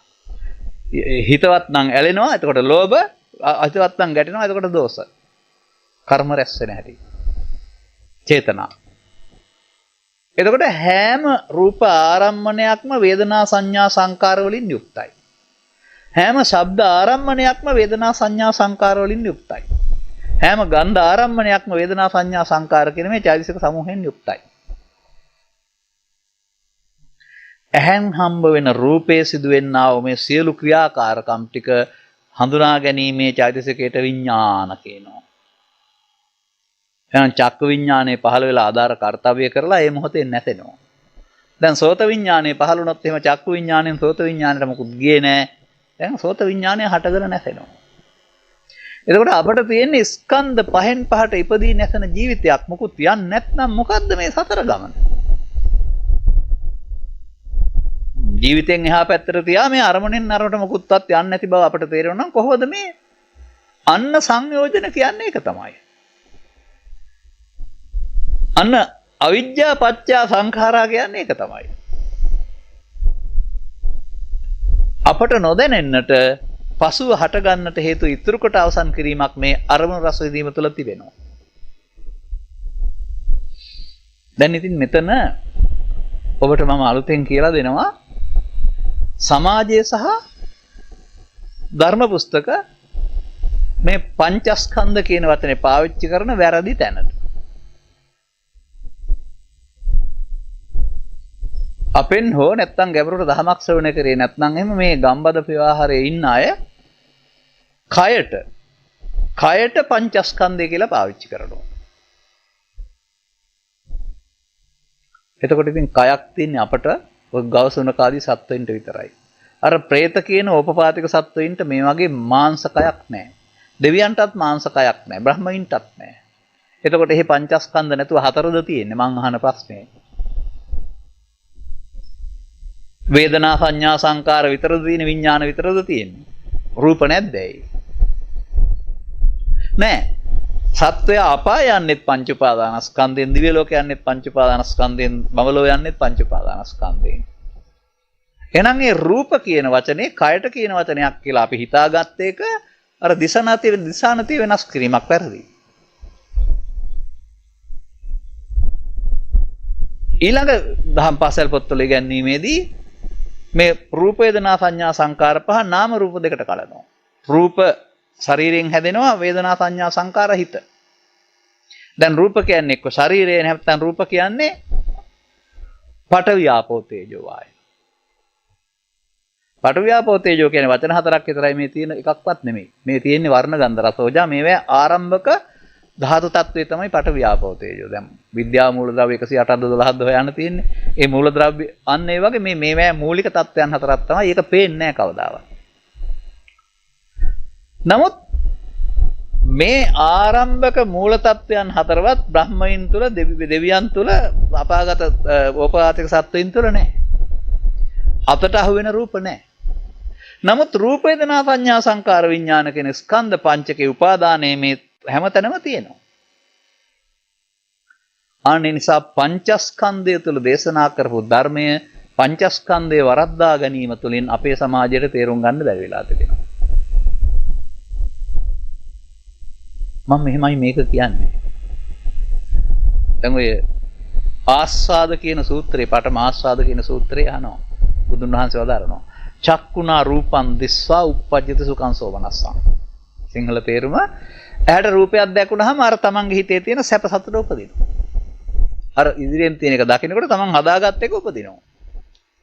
සුඛං සෝමනස්සං. අයං රූපස්ස ආස්වාදෝ. දැන් රූපේ ආස්වාදේ කියන්නේ ඒක ශරීරයේ ආස්වාදේද? අර ඉතරන් හිටපු පුද්ගලයා හතුරෙක් නම් ඒ පුද්ගලයා පිළිබඳ අකමැත්ත. මිතුරෙක් නම් ඒ පුද්ගලයා පිළිබඳ. එතකොට රූප කියන්නේ අර අරමුණනේ. අර පුද්ගලයා උදව්වෙන් හිතට ආපු අරමුණ. ඒ රූප ආරම්මණය වේදනාවෙන් සංඥාවෙන් සංකාරයෙන් හඳුනාගෙන බැඳෙනවා. ශබ්දයේදී ශබ්ද ආරම්මණය වේදනාවෙන් හඳුනා විඳ සංඥාවෙන් හඳුනා සංකාරයෙන් බැදී විඥාණයෙන් දැනගන්නවා. මේක මෙහෙම ඔප්පු කරන්න සත්තට්ඨාන කුසල කියලා සූත්‍රයක් පිටකේ තියෙනවා. ඔය කය පංචස්කන්ධය කියන අයට ශරීරය පංචස්කන්ධේ රූප කියන අයට හොඳ උත්තරයක් ඒක දෙනවා බුදුන් වහන්සේ. ඇස නිසා, කන නිසා, නාසය නිසා, දිව නිසා, කය නිසා, සිත නිසා මනුස්සයින්ට වේදනා හයක්, සංඥා හයක්, සංකාර හයක්, විඥාන හයක් පහළ වෙනවායි කියනවා. එහෙනම් දොරවල් හයෙන් වේදනා, සංඥා, සංකාර පහළ වෙනවානේ විඥාන. මොනවා නිසාද? ඇස නම් රූපේ නිසා නෙවෙයිද? කන නම් ශබ්දේ නිසා නෙවෙයිද? නාසය නම් ගඳ සුවඳ නිසා නෙවෙයිද? දිව නම් රස නිසා නෙවෙයිද? එහෙනම් ඒ රූපය කියන්නේ අරමුණ නෙවෙයිද? අන්න පංචස්කන්ධේ රූප කියන්නේ අරමුණට. අරමුණ අපායේදී පාපය, දිව්‍ය ලෝකෙදී පින, බඹලෝදී ධානය. ඉතින් අරමුණ තියෙනවා. අනේ ගැටලුවක් නැහැ නේ. චුති ප්‍රතිසන්දි ගලපන්න පුළුවන් නේ අපූර්වට. දැන් ඔන්න මම ඔබට පැහැදිලි කළා අපේ ජීවිතයේ පුද්ගලයෙක් වශයෙන් පෙන්වනට අපි ඇසෙන් කනට කනෙන් නාසයට නාසයෙන් දිවට ස්කන්ධ පහෙන් පහට ඉපදිමින් මැරෙන ගමනක් අපි යන්නේ. මෙහිදී අපට අතීතයට යන්න බෑ. ඊයේ නෑ. හෙටට යන්නත් බෑ. අපිට මේ අපේ උපැන්න සහතිකයට අනුව උපන් දිනේ ඉඳලා මේ වෙනකොට අවුරුදු 60 70ක් 100ක් වශයෙන් ගණන් හැදුවට අනේ හෙට ගිහින් එන්නකෝ. අනේ ඊයට ගිහින් එන්නකෝ කිව්වොත් එහෙම අපිට යන්න පුළුවන්ද? කල්පනා කරන්න පුළුවන් යන්න බෑනේ. ඒ කියන්නේ මේ මොහොත ඇරුණාම ලෝකේ කාටවත්ම වෙන අතීතයක් හෝ අනාගතයක් නැහැ. අපි අතීතයෙන් පාඩම් ඉගෙන අනාගත සැලසුම් කරන්න ඕන ජීවිත සකස් කරගන්න. ඒක වෙනම කතාවක්. නමුත් බුදුන් වහන්සේ වැඩ සිටි කාලේ එදා ඒ වර්තමානයේ. මිදුහාමුදුරුවෝ වැඩි කාලේ වර්තමානයේ. එහෙම නැත්නම් බුදු ජයන්තිය පවත්වක වර්තමානයේ. මේ දැන් මේ වර්තමානයේ. හෙට උදේ එළිය වැටෙනකොට ඒ වර්තමානයේ. මේ වර්තමාන කියන්නේ පවතින මොහොත කියන එකට. ඔය මාන කියන වචනේ තේරුම පවතිමින් කියන අර්ථය. අර ඔබ ඉංග්‍රීසියෙන් ing කියන්නේ. අන්න ඒක. පවතිමින් පවතින මොහොත. පවතමින් පවතින මොහොතට කල්ප ගාණක් නැහැ, අවුරුදු ගාණක් නැහැ, දවස් ගාණක් නැහැ, මොහොතයි තියෙන්නේ. මේ මොහොත අපේ සිතේ හටගෙන නැතෙනවා. ඒක තමයි අපේ මොහොත. මේ මොහොත තුල කොහොමද සසරට බැඳෙන්නේ? සංයෝජන ඉගෙන ගන්න ඕනේ ඒකට. අපි බලමු. දැන් මම ඔබට පැහැදිලි කරන්න හදනවා අර සංයෝජන 10 සක්කාය දිට්ඨි කියන පදය. මම හරිය කැමති ඉස්කෝලේ පොතේ ඉගෙන ගත්තා මොකෝවත් දන්නේ නැතුව ඉන්නවා නම් දැන් මට හොඳට කියලා දෙන්න පුළුවන්. නමුත් මේ pāli පාඨ සිංහලට පරිවර්තනය කරන pāli සිංහල ආකාර ආදී පවා වර්තමානයේ තියෙන එක සක්කාය කියන්නේ මේකය කියලා ලියලා තියෙන්නේ. මෑතදී හදපු අයනේ. ඉතින් කොහොමද අපි ගොඩ එන්නේ? එහෙනම් ඒක මා pāli පොත මේක හරි සක්කාය කියන්නේ මේකයිද කියලා පාඩම් කරගත්තොත් ගොඩ එන්න බෑනේ. වාසනාවකට තථාගතයන් වහන්සේ වදාළ සූත්‍ර දේශනාවල සක්කාය සූත්‍රයේ චුල්ල වේදාල සූත්‍රයේ දේශනා කරන්නේ ධම්මදින්න රහත් මෙහෙණිය. මේ වගේ මේ රහස් තාම තියෙනවා. බුදුරජාණන් වහන්සේ සක්කාය සූත්‍රයේ කියනවා සක්කාය කියන්නේ පංච උපාදානස්කන්ධයට කියලා. පංච උපාදානස්කන්ධ කියන්නේ කය ඒ මොහොතේ හට ගන්නා වරමුණනේ. දැන් අර ඉස්සෙල්ලා මතක් කළ අසුතාන්ත සූත්‍රයේ මම පෙන්වුවා නේද? සිතට එන දේ මම කොට ගන්නවා මනුස්සෙන් දෙකෙන් ගැලවෙන්න බෑ කියලා. ඇහෙන් සිතට එනවා, කනෙන් සිතට එනවා, නාසයෙන් සිතට එනවා, දිවෙන් සිතට එනවා. ඒ සිතට එන දේ මොනවද? රූපය, ශබ්දය, ගන්ධය, රසය, ස්පර්ශය. පවපින ධානය. දැන් බුදුරජාණන් වහන්සේ මම හඳුනනු ලබන්නේ සිතට එන දේ මේ මොහොතේ අල්ලාගත්තාම. ඒ තමයි මම හැදෙන හැටි. අකුරු දෙකෙන් මම හැදෙන්නෙත් නෑ, කයෙන් මම හැදෙන්නෙත් නෑ බුදුරජාණන් වහන්සේ. දැන් අතන බලමු අපි. තරුණ කාන්තාවකට පැවිදි වෙන්න හිතෙනවා. ස්වාමියාගෙන් අවසර ඉල්ලන් ගිහින් පැවිදි සදහම් අවබෝධ කරගෙන ගමට එනවා. ඉන්නේ දැන් මේ මෙහෙණි ආරාමයක. පෙරසැමියට ආරංචි වෙනවා. මෙයාට දැන් ඉතින් ওই මහානකමේ ඉඳලා ඇති වෙලා ගෙදර එන්නයි ඔය එන්නේ මම යන්න ඕනේ එක්කලා එන්න නැත්නම් නුන පරික්ෂා කරන්න බලන්න ඕනේ කියලා මෙහෙම තමයි ඒකේ පිට තියෙන කතාව. මේ දෙන්න අතර සාකච්ඡාව තමයි මේ චුල්ල වේදල්ල සූත්‍රය කියන්නේ. අන්න ඒකේ තියෙනවා අර විශාක සිටුවරය අහනවා ආර්යාවනි සක්කාය කියලා කියනවා කොපමණකින්ද සක්කාය වෙන්නේ? අන්න එතන තිබුණා නම් විසාකේනි සක්කාය කියන්නේ මේකයට කියලා අපේ පාලි පොත මම පිළිගන්නවා. හැබැයි ඒකේ තියෙන නිසා නෙමෙයි මම දැන් පිළිගන්නේ මේක අපි ළඟ සිදුවෙන ඇත්ත නිසා. විසාකේනි මේ රූප වේදනා සංඥා සංකාර පහට සක්කාය කියනවා. දැන් ඔබ දිහා බලන්න ඇසෙන් හම්බ වෙන රූපේ වේදනාවෙන් ඉද සංඥාවෙන් හඳුනා සංකාරයෙන් බැදී විඥාණයෙන් දැනගන්නවා. එහෙනම් සක්කාය පහළ වෙලා නැසෙනවා. කනෙන් හඳුනන ශබ්දයේ ශබ්ද රූපයේ වේදනාවෙන් ඉද සංඥාවෙන් හඳුනාගෙන සංකාරයෙන් බැදී විඥාණයෙන් අවසන් කරනවා. එතන සක්කාය හටගෙන නැසෙනවා. මේ විදිහට ඔබට ඇසෙන් කනෙන් නාසයෙන් දිවෙන් කයෙන් අරමුණක් තුළ සක්කාය හයක් උපදින්නේ නැද්ද? අන්න සක්කාය කියන එකේ තේරුම ද්‍රව්‍ය නෙවෙයි. දැන් දිට්ඨි වෙන්නේ කොහොමද? අන්න ඒකට එන දේ. පවද පිනද ධානයේද හොඳද නරකද හතුරාද මිතුරාද ආපු දේ අපි අල්ලා ගන්නවා. හටගෙන නැසෙන අතරතුර නැසෙන්න පෙර පොඩි වැරද්දක් කරනවා. එතකොට මොකද වෙන්නේ? ඒක නැසුණට අර සසර පවත්තන්න හේතුවක් ඉතුරු වෙන එකට සංයෝජන කියනවා. මේක මඤ්ඤමාන සූත්‍රයේ පැහැදිලි කරවා දාරන්නේ මඤ්ඤමානෝකෝ බික්ඛු බද්දෝ මාරස් අන්න සංයෝජනෙට වෙන හැටි. ඔබ මොන රූපයක් හෝ ශබ්දයක් හෝ ගන්ධයක් හෝ රසයක් හෝ හතුරා මිතුරා වශයෙන් බෙදලා ගත්තොත් හතුරා නම් ඇල්ම ගැටීම මිතුරා නම් ඇල්ම. අන්න මේ ඇලීම ගැටීම වශයෙන් සීමා ඉක්මවා යාම තුළ තමයි මේ මඤ්ඤමාන කියන්නේ මමත්වයෙන් ගැනීම. එහෙනම් මේ සංසාරේ පව මමත්වයෙන් ගත්තත් සසරට බැඳෙනවා සංයෝජනයක්. පින මමත්වයෙන් ගත්තත් සසරට බැඳෙනවා සංයෝජනයක්. ධාන මමත්වයෙන් ගත්තාම සසර බැඳෙනවා සංයෝජනයක්. එහෙනම් මේ මමත්වයෙන් ගැනීම නේද සංයෝජන කියන්නේ. යංකින්චි දුක්ඛං සම්භෝති සබ්බං සංකාර පච්චය. මේ සත්වයාට යම්කිසි දුකක් හට ගන්නවාද ඒක මේ සංකාර නිසා හටගන්නේ. සංකාරංච නිරෝධේන නති දුස්සසං භවෝ සංඛාර නිරෝධ කළොත් දුක් හටගන්නේ නැහැ. දැන් මේ සංඛාර කියන්නේ කසලද නැත්නම් බාහිර වස්තුද? නැහැ. අபிසංකාර කියන පින් හේතු වලට පව් හේතු වලට ධාන හේතු වලට තමයි මේ සබ්බං සංකාරපත්‍ය. සබ්බේ සංඛාරා කියන්නේ වතු පිටි වලට ඉඩ කඩන් වලට ගෙවල් දොර වලට මේ සත්වයා අපායේ දිව්‍ය ලෝකේ බ්‍රහ්ම ලෝකේ ඇවිද්දවන මේ අபிසංකාර ಜಾති තුනට. අන්න. එහෙනම් බුදුරජාණන් වහන්සේගේ චරිතය හොයලා බලන්න අර බුද්ධත්වයට පත් වුණා කියන 35 වෙනි වසරේ සිදු වුණා වූ සිද්ධිය උන්වහන්සේ නිර්වචනය කරලා තියෙන්නේ කොහොමද? මේ ගාථාව ඔක්කොම කියන්නේ නැහැ ඔබට මතක් වෙන්න විතරක් කියනවා අනේක ಜಾති සංසාරං කියලා විධාන වාක්‍යයේ මේකේ මැද තියෙනවා විසංකාර ගතං චිත්තං.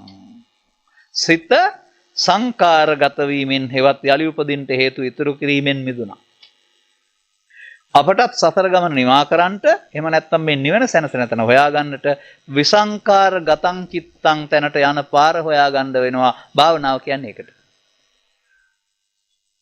එනිසා මම මගේ ධර්මදේශනාවල පැහැදිලිව කියනවා බණ තේරෙන්නේ නැතුව භාවනා කරන්න බෑ. බණ තේරෙන්නේ නැතුව කරන භාවනා ආලාර කාලාම ලෞද්ධ කරාම් පුත්‍රා කරවා බුදු දහමෙන් පිටත්තර දේවල් අපි බෞද්ධ කියන නමක් හදාන ඇඳුමක් ඇඳගෙන අනුන්ගේ භාවනාවල් කරනවා මේ සමාජයේ. ඔන්නෝමයි මේක වෙන්නේ. දැන් එතකොට එහෙනම් සක්කාය දිට්ඨිය තියෙන්නේ කොහෙද? අරමුණේ.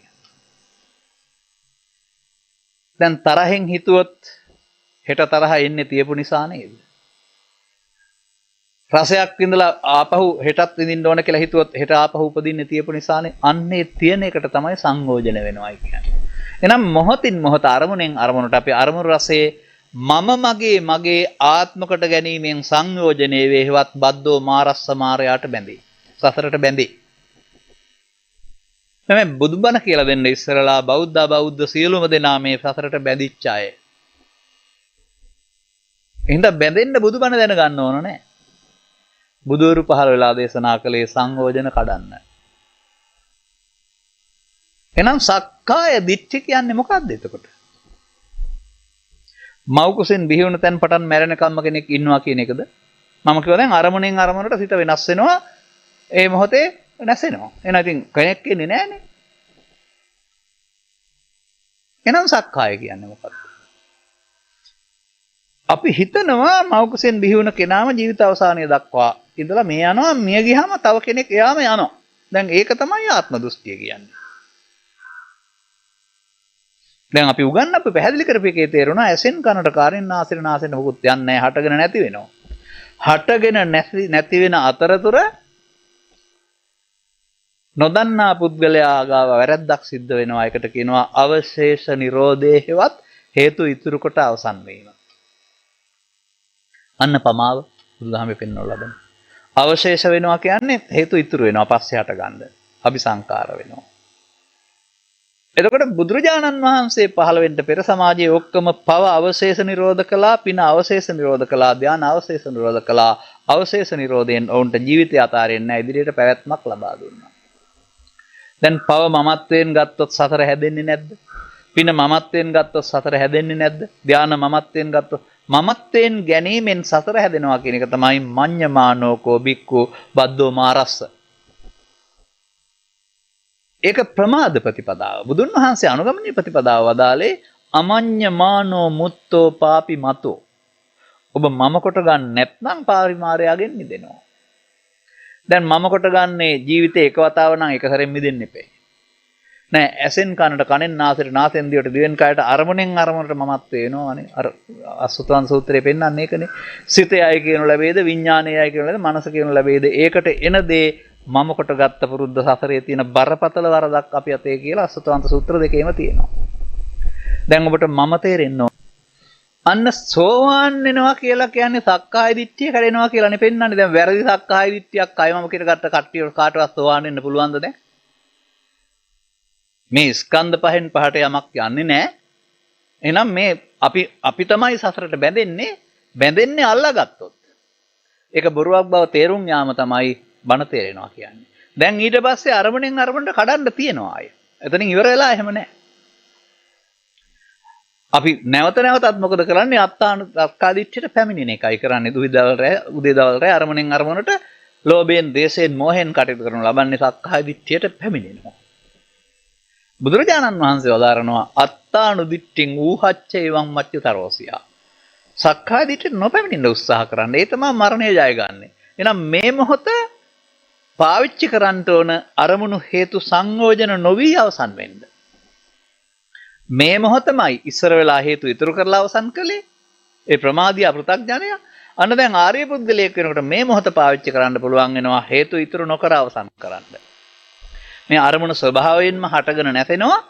කැමති වුණත් නැතත් ඒ හටගෙන නැසෙන කාලය තුල හේතු ඉතුරු කර අවසන් කිරීම එකක්. හේතු ඉතුරු නොකොට අවසන් කිරීම තව එකක්. හේතු ඉතුරු කොට අවසන් කිරීමට භාවනාව කියන්නේ නැහැ, පමාව කියනවා, අයෝනිසෝ මනසිකාරය කියනවා. සසරට නොවැදී අවසන් කිරීමට කියනවා නිර්වශේෂ නිරෝධේවත් හේතු ඉතුරු නොකොට අවසන් කිරීම. වර්තමාන ස්කන්ධ පංචකය හේතු ඉතුරු නොකොට අවසන් කිරීම සඳහා එතෙන්ට සිහිය තියෙන්න ඕන. එහෙනම් නැවතත් අන්න අපිට මේකෙන් තේරෙනවා මව කුසින් බිහි උතෙන් පටන් මැරෙන කල්ම ඉන්න කෙනෙක් අපිට ඇහැට පෙනුනට අර තොරණේ බල්බ් වල කෙනෙක් ආලෝකයක් යනවා වගේ පේනකොට එහෙම යන්නේ නැහැ. මේක මොහොතකින් හටගෙන නැසෙන එකක්. හටගෙන නැසෙන කාලය තුල අපේ මුලාව විසින් තමයි අපි සසරට බඳවන්නේ. සංයෝජනය කරන්නේ. එහෙනම් මේ සංයෝජනය වෙන එක නවත්තන්න ඕනනේ. මොහොතින් මොහොත. අන්න වර්තමාන මොහොතේ ස්කන්ධ පංචකය තමයි බුදුරජාණන් වහන්සේගේ ධර්මයේ ඕන කෙනෙකුට භාවනා මධ්‍යස්ථානය.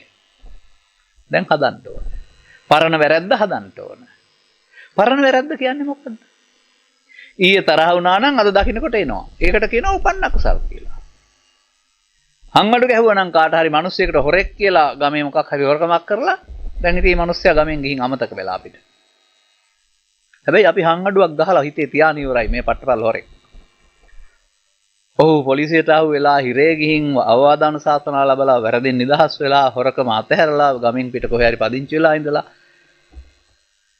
හරි හම්බ කරලා වාහනයක් අරන් දරුවොත් එක්කලා ලස්සනට ඇදගෙන ගමට එනවා. අර වෙනස මොකුත් දන්නේ අපි. මේ අලුත් සත්පුරුෂයා පිළිගන්න බුලත් අතක් දෙන්න යනවාද කවුරු හරි ගම්බද භාෂාවෙන් කියනවා නම් ඕකා ඔහොම හිටියට ඉස්සර තැමිලිති කපු හොරෙක් ඔය කියලා අර පරණ එක නෙමෙයිද ගන්නෙ. ඒ හිතේ තියෙන එක නෙමෙයි දෙන්නේ. මේවා තේරුම් ගන්න ඕන. මේ බාහිර ලෝකෙත් එක්ක ජීවත් වෙන්න බෑ අපේ කුණු හිතේ තියෙන තාක්කල් අපි ඒක දකින්නේ. මේකමයි මේ පෞල් ජීවිතය අඩාල වෙන රහස. දෙන්නෙක් අතර සම්බන්ධ දුරත්ව වෙන සහත පරණ වෙන එක. මේ හිත ඇතුලේ පරණ කරගන්න. ආයතන හදාගන්න. එක එක්කෙනාගේ අඩුපාඩු හොයා තියා ගන්නවා. ඉතින් අනිත් පාර ප්‍රශ්නයක් කරනවා තියපු ඔක්කොම එළියට ඇදලා එනවා එළියට. ඒක හොඳ විදියක් මම දැකලා තියෙන තත් තමයි. ඔය සාමාන්‍යයෙන් අවුරුදු 10ක් විතර අමනාප වෙලා ඉන්න කාන්තාවන් දෙන්නෙක් බැන ගන්න පටන් ගන්න ඕන. අපි දන්නේ මේ අර ඔක්කොම ඇදලා කියන හැටි දැක්කහම කන් දෙකේ යන ගහගෙන ඉන්න වෙනවා අපට. ඔක්කොම මතකයි. මෙහෙම කළා මෙහෙම කළා. ඒ තියෙන නිසා නෙමෙයි දෙන්නේ. ස්කන්ධ පංචකයෙන් මරණට අපි මේවා තියෙනවා. මේකටයි උපාදාන කියන්නේ. එහෙනම් සසර පවත්තන්නේ ඇත්තක් තුල නෙමෙයි බොරුවක් තුලනේ. සසර හදනවා. පව් උපාදානයේ තුල අපාය හදනවා, පින් උපාදානයේ තුල දිව්‍ය ලෝකේ හදනවා, ධාන උපාදාන බඹලව හදනවා. අපි බලමු කොහොමද බලන්නේ? වච්චගොත්ත බමුණගේ කතාවෙන් බලනවා. ඔය ධර්මශාලාව වෙනුවට ඉන්දියාවේ තිබිලා තියෙනවා හැමෝටම එන්න පුළුවන් ශාලාවක් කුතුහල ශාලා කියලා. ඒ විදිහින් කතා කරලා යන්න පුළුවන් දර්ශනය කියලා.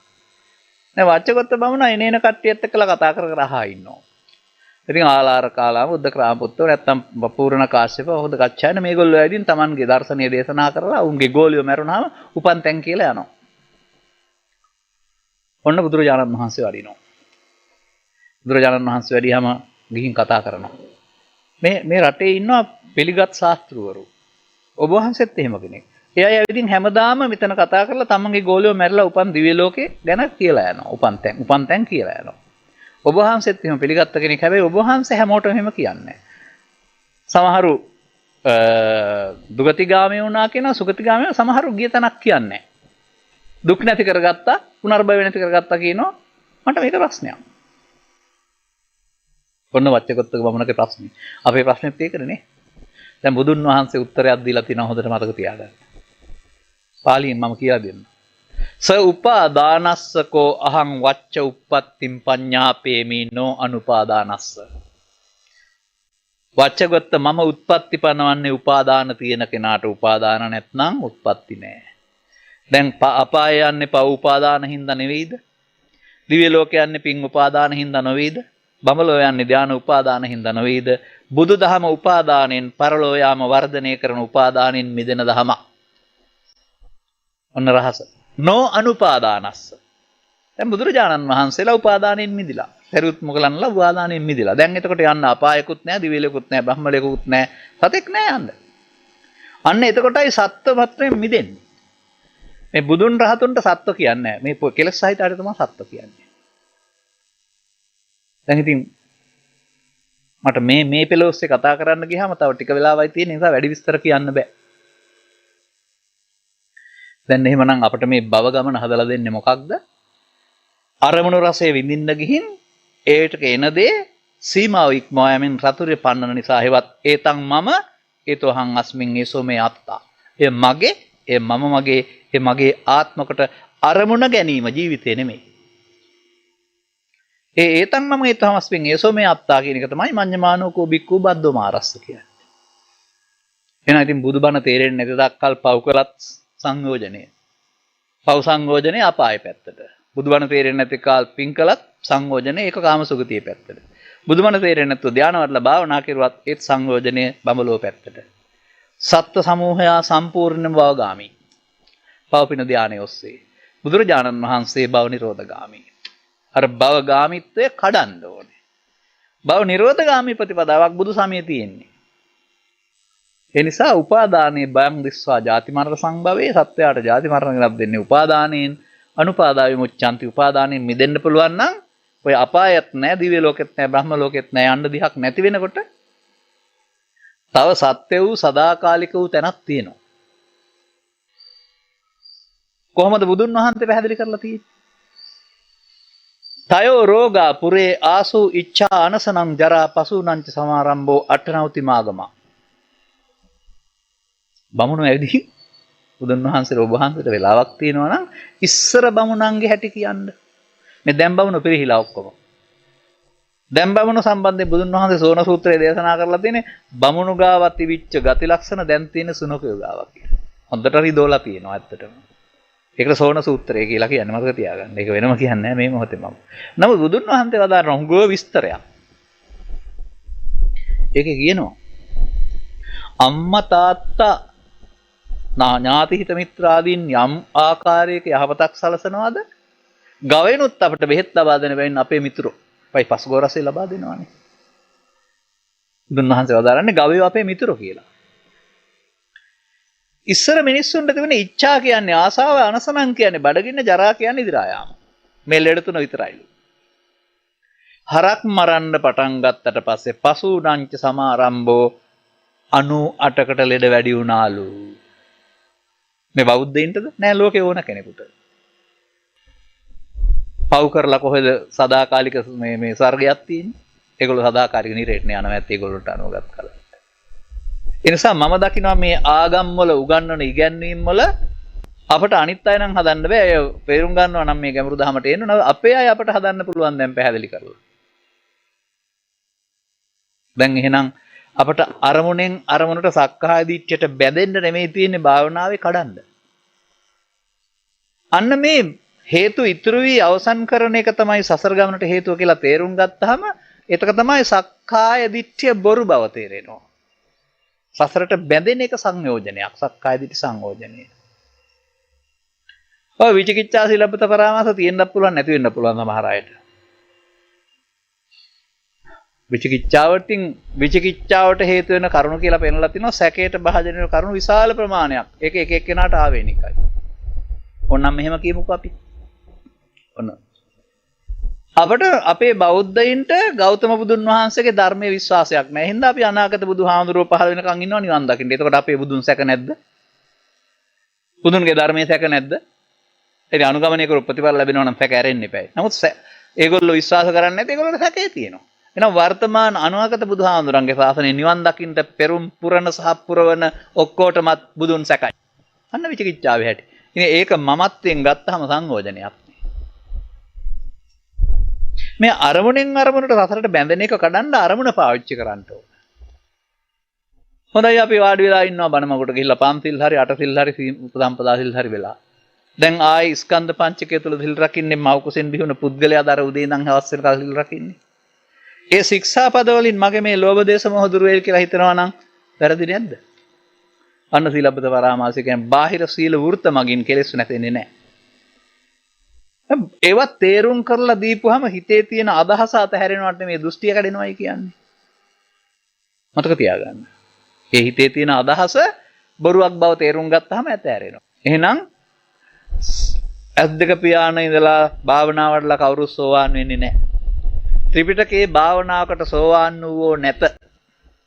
බණ අසා සෝවාන් වී. මේ කරුණු ටික පැහැදිලි වුණාම දෘෂ්ටිය කැරෙන එකට නේද සෝවාන් වෙනවා කියන්නේ. ඇද්දක පියාන හිටිය මොඩකම කැඩනවාද? සෝවාන් වුණ පසු සකෘදාගාමි අනාගාමි අරිහත් වීම සඳහා භාවනාව අවශ්‍යයි. ඉන්ද්‍රිය භාවනාව කරන්න සිද්ධ වෙනවා. ඉන්ද්‍රියන්ගෙන් නම් මතක තබා ගන්න. එහෙනම් අපි මේ ජීවත් වෙනකොට මොකද කරන්නේ? ඇස කන නාසය දිවකය උදව් කරගෙන ලෝභය, දේශය, මෝහය කියන මූලයන් බලවත් කරනවා. අන්න සංයෝජන. ලෝභයට ඇලීම කියනවා, දේශයට ගැටීම කියනවා, මෝහයට මුලාව කියනවා. අරමුණේදී ලෝභය සමග මම ලෝභ මෝහ, අරමුණේදී දේශය සමග මම දේශ මෝහ, අරමුණේදී කාම ලෝකයෙන් එහා පැත්තට ගියාම කාම ලෝකයට අදාළ ලෝභ දේශ නැති මුලාව මෝහ. රූපී අරූපී භවතල වල ඉන්න අයට තියෙන දේ. එතනත් මුලාවක් තියෙනවා. එහෙනම් සෝවාන් වෙනවා කියලා කියන්නේ ලපුට ගාවියෙකුට තරණ වෙනකොට අං වෙනවා වගේ වැඩක් නෙමෙයි. මේ සංයෝජනය කියලා බැඳෙන කාරණේ බැඳීම අපි හදාගත්තාමයි ගමනක් තියෙන්නේ. එහෙනම් බැඳෙන්නේ නැතුව ඉන්න ඕනේ. දැන් බැඳෙන අයට කියනවා අනුසෝතගාමී කියලා. කඩන්න පටන් ගන්නකොට පටිසෝතගාමී. අන්න ආර්ය මාර්ගයට ප්‍රවිෂ්ඨ වෙන්නේ එහෙමයි. පුද්ගලෙක් ආර්ය වෙනවා කියන්නේ ඇඳුම වෙනස් වෙනවා නෙමෙයි. මේ දැක්ම අපි ඒකට නමක් තියමු. රූප වේදනා සංඥා සංකාර පහ එහෙන් කරින් නාසයෙන් පහළ වුණාම ඒකට එන දේ ඒතං මම ඒතෝ අහං අස්මින් ඒසෝ මේ අත්තා. ඒ මගේ, ඒ මම මගේ ආත්ම. ඒකට කියනවා පංචස්කන්ධයේ ආත්මය. පංචස්කන්ධයේ ආත්මය තමයි සත්‍යය සසර අපාය ගෙනියන්නේ, දිව්‍ය ලෝකෙ ගෙනියන්නේ, බ්‍රහ්ම ලෝකෙ ගෙනියන්නේ. දැන් බුදුන් වහන්සේ පංචස්කන්ධයේ ආත්මෙන් මිදෙන්න දේශනා කරපු සූත්‍රයට කියන්නේ අනත්ත ලක්ෂණ දෙවෙනි ධර්ම දේශනාව. එහෙනම් මේ පංචස්කන්ධයම උපාදානයේ වී අවසන් වෙන්නේ ආත්ම කොට ගන්න නිසා. උපාදානයේ නොකර අවසන් කරන්න පුළුවන්. අන්න අපට බාර දෙන වැඩේ බුදුහාමුදුරු. මේ වර්තමාන මොහොත උපාදානයේ නොකර අවසන් කරන්න අපි මහන්සි වෙන්න ඕන. සිහිය තියෙන්න ඕන, යෝනිසෝ මනසිකාරය තියෙන්න ඕන, වීරිය තියෙන්න ඕන. අන්න ඒ සඳහා සසරට බැඳෙන එක නවත්තන්න. දැන් කොහොමද මේක වෙන්නේ? උද්දම් භාගයේ සංයෝජනවලට මම කාලය ගන්නෙ නෑ. මේ ටික පොඩ්ඩක් පැහැදිලි කරන්නම්. එතකොට දැන් මේ තේරුණා නම් ජීවිතයෙන් ජීවිතයට තබා අරමුණින් අරමුණට සතෙක් යන්නේ නෑ. මේ අරමුණ තුල ලෝභ දේශ මොහ හේතු චිත්තාභ්‍යන්තරයට හේතු ඉතුරු වුණාම ඒව නිසා අපහව හට ගන්නවා. මේක සාමාන්‍යයෙන් බාහිර උදාහරණ වලට ගැලපෙන්නේ නැහැ. නමුත් කියන්නම් නිකන්. ගොයන් ගහ හැදිලා පැහිලා කරලා පැහිලා මේ යනවා. ගොවියා මේ බීජ ටික නෙලාගෙන ගෙදර ගෙනියනවා. ගොයන් ගහ පිච්චුවත් තිදුරු වලට ගිරා ගියත් ගොයන් ගහ ආයෙන්නේ නැහැ ඊළඟ කන්නට. ඇයි? බීජ ඊළඟ කන්නට කෙතේ වපරපම පැලවෙනවා. මේ ගොයන් ගහද? නෑ ගොයන් ගහ නෙමෙයි ගොයන් ගහ මිය ගියේ හේතු ඉතුරු කරලා. ඒ හේතු අනාගත කෙතේ පළදා. එන කයෝබ නෙමෙයි ඔබ මේ යන්නේ ලෝභ දේශ මොහ ඉතුරු කරලා ඒවා අනාගතයට පළදරනවා. පව් හේතු අපාය ලියදුවල, පින් හේතු කාමසුගත ලියදුවල, ධාන හේතු බඹලෝ ලියදුවල කර්ම බීජ. වියට නම් අල්ලන්න පුළුවන් කර්ම බීජ අල්ලන්න බෑ. ඒ නිසා ඒකට අවිද්‍යාව කියලා කියනවා. අවිද්‍යාව පත්‍ය සංඛාර. බුදුහාමුදුරුවෝ ලෝකෙට පහළ වුණේ අවිද්‍යාව පත්‍ය සංඛාරා දේශනා කරන්න නෙමෙයි. අවිද්‍යා නිරෝධයෙන් සංඛාර නිරෝධය දේශනා කරන්න. හැබැයි උන්වහන්සේ අවිද්‍යාව පත්‍ය සංඛාරා උගන්වනවා හොඳට. මෝඩකමේ තරම. සසර ඇවිදින හැටි. මෙන්න ප්‍රමාදය. දැන් අප්‍රමාද වෙන්න. දැන් මම අර කියපු කතාව ඔස්සේ බලන්න. දරුවෙකුට ජාතිය ආගම අහල පහල ආය සම්බන්ධයෙන් මොකක් හරි උසස් පහත් කුල කතාවක් තියෙනවද කියලා? නැහැ. මේ සේරම ඇහෙන් අරගෙන හදාගන්න ඒවානේ සේරම ටික. අලුත වැන්ද ජෝඩුවකට හරිම සුන්දරයි අරුණාම මොකක්වත් වැරදි තියෙනවද? එදා ඉඳලා කතා කරන හැටි සංස්කෘතික පුරුද්ද දිහා බලන අරවා මේවා දිහා බලන දෙන්නාද පැත්තට වෙලා ඉඳලා මොකද කරන්නේ? ඇද්දම හොයනවා. එන්න පරණ වෙනවා නේද දැන්? ඊට පස්සේ පේන්න බැරුව යනවා. මෙන්න මේ පෘථග්ජන භාවය තුල අර මමත්වයෙන් ගැනීම තුල තමයි මේ විවාහයේ සහෝදර සම්බන්ධතාව මේ සියල්ල පළුදු කරන්නේ. අපරාධ මේ මිනිස්සු. බුදුදහමේ මේ අනිත්‍ය කෙරෙක තේරුම් ගන්න පුළුවන් නම් බැඳපු දා වගේම අවුරුදු 50ක් 60ක් ගියාමත් ඉන්න පුළුවන්. ඔන්න මම සමාජයට පෙන්වන්න හදන දේ. අලුත බැඳපු ජෝඩුව වගේ ඉන්න පුළුවන් වෙනවා. හිතේ ලෝභ දේශ මොහ එකතු කරලා දෙන්නට දෙන්න විරුද්ධතාවයක් හදාගන්න නැතුව ඉන්න පුළුවන්. ඒවා අතාරින්න පුළුවන්කම තියෙනවා. අන්න ගැලපෙනවා. අපි ගන්නවා බයිබලයෙන්. මොකද්ද?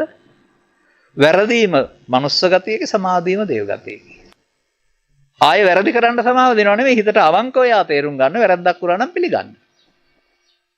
මේ පුංචි දෙයකට බැනගන්න නැතුව ඒක අතෑරලා දාලා හිත කතා කරන්න පුළුවන් නම් බන නැති සමාජයේ ඔක තියෙන්නේ කොහොමද?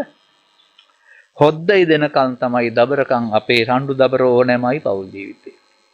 හෙට නෑනේ අද ඒ හොද්දේ ඉඳලා ඊට පස්සේ උයන කනවා බෙදාගෙන. ඒ නිසා මේ සිතේ පරණවීම තමයි මිනිසාට දුක් ගෙනන්නේ. සහෝදරත්වයේ පළුදු වෙන්නේ, ස්වාමි සේවක සම්බන්ධතාව පළුදු වෙන්නේ, ගුරු ශිෂ්‍ය සම්බන්ධතාව පළුදු වෙන්නේ, අභිසම සම්බන්ධතාව පළුදු වෙන්නේ. ඔබ නෙමෙයි මේ වැඩේ කරන්නේ. ලෝභය, දේශය, මෝහය. ඔන්න බුදුහාමුදුරුවෝ ජීවිතේ දුකටපත් කරන හැටි පෙන්වනු ලබනවා. රාගෝච දෝසෝච මෝහෝච ව්‍යාධි ජරාච මරණම් පිච ශෝකමේව පරිදේව දුක්ඛම් පිච දෝමනස්සං උපායාස ඒකාදසාග්ගි. මේ තමයි හිතේ ඇවිලෙන ගිනි. මේ ඔක්කොම මමත්වයේ ප්‍රවේදෝය. මමත්වයෙන් ගත්තාම චිත්තාභ්‍යන්තරය ඉතුරු වෙනවා. චිත්තාභ්‍යන්තරයට තියන්න මොකද වෙන්නේ? බලමු අපි. ඔබ දන්නා වූ පාසල් පොතෙන් දන්නා වූ ඒ කාලේ හිටපු ශ්‍රේෂ්ඨ කාන්තාවක් නිකන් නම් ගියයි කියන්නේ සූසට බරෙන් සැරසිලා. එදා නම් එන්නේ එහෙම නෙමෙයි නේද? තෙත ඇඳුම් ඇඳගෙන අක්බඹුරු කෙස් වලින් වතුර බේරෙමින්. මේ ඇට කියන්නේ විසාකා.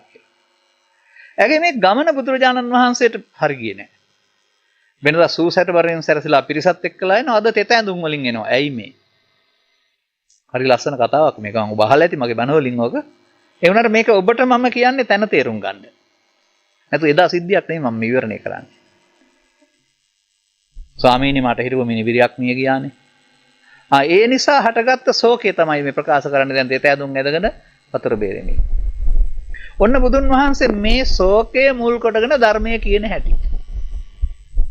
විසාකාවනේ ඔබට මිනිබිරියෝ කීයක් හිටියාම ඇද්ද? මේ එක්කෙනෙක් මිය ගිහින් දුකටපත් වෙලා. බුදුරජාණන් වහන්සේ අමුතු ප්‍රශ්නයක් අහනවා. මෙතුමියත් මොඩ වුණානේ. ස්වාමීනි මට මේ නගරේ ඉන්න ඔක්කොම මිනිබිරියෝ වෙනවා නම් කැමතියි මම.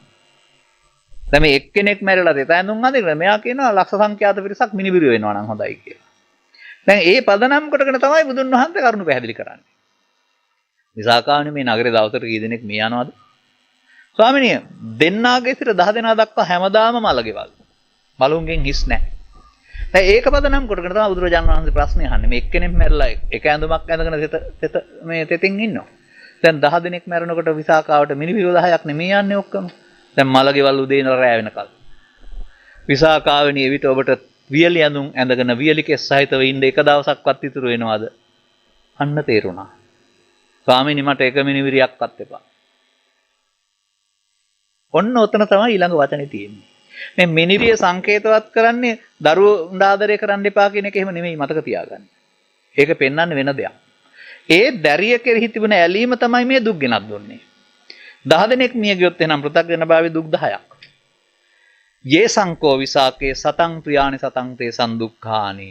විසාකාවෙනි ජීවත් වෙන්න ගිහින් යම් කිසි පුද්ගලයෙක් ඇලෙන කරුණු හෙවත් උපාදාන 100ක් හදාගත්තොත් ඔහුට දුක් 100ක් තියෙනවා. අන්න ළමා කාලයේ සිට මහලු කාලය දක්වා බණ දන්නේ නැති උපාදාන වැඩි කරගෙන ජීවිතේ දුක් වැඩි කරගන්නවා.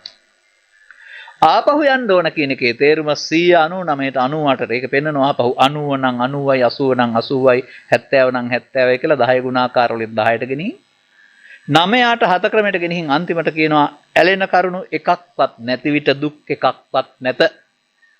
දැන් බුදු සමයේ ජීවිතයේ දුකයි නෙමේ උපාදාන දුකයි. උපාදානෙන් මිදීම මුල් කරගත්ත ජීවිතයක් තමයි භික්ෂු භික්ෂුණී උපාසක උපාසිකායට දීලා තියෙන මාර්ගෝපදේශකත්වයේ බුදු සමය තුල. එදා අද නම් ඉතින් ඇඳුමෙන් භික්ෂු ඇඳුමෙන් භික්ෂුණී ඇඳුමෙන් උපාසක උපාසිකා. අර වැඩේ නැහැ. අනේ වැඩේ ඇති තැනට යන්න ඕනනේ අපි හැමෝම. එනිසා වර්තමාන මොහොත කුස්සියේ ගත කළත්, බස් හතේ ගත කළත්, වැවේ ගත කළත්, කාර්යාලයේ ගත කළත් ඒ මොහොතේ තමයි අපට උපන් කාම විතර්ක, උපන් ව්‍යාපාද විතර්ක, උපන් විහිංසා විතර්ක බැහැර කරන්න මොහොත වෙදෙන්නේ. මමත්වයෙන් අරන් හේතු ඉතුරු කරනවාද ඒකට අවශේෂ නිරෝධ කියනවා. මමත්වයෙන් ගන්න නැත්නම් ඒක නැති වෙන්නේ ඉතුරු හේතු ඉතුරු නොවි. මේකට කියනවා කෙලෙස් නැතෙනවා කියලා.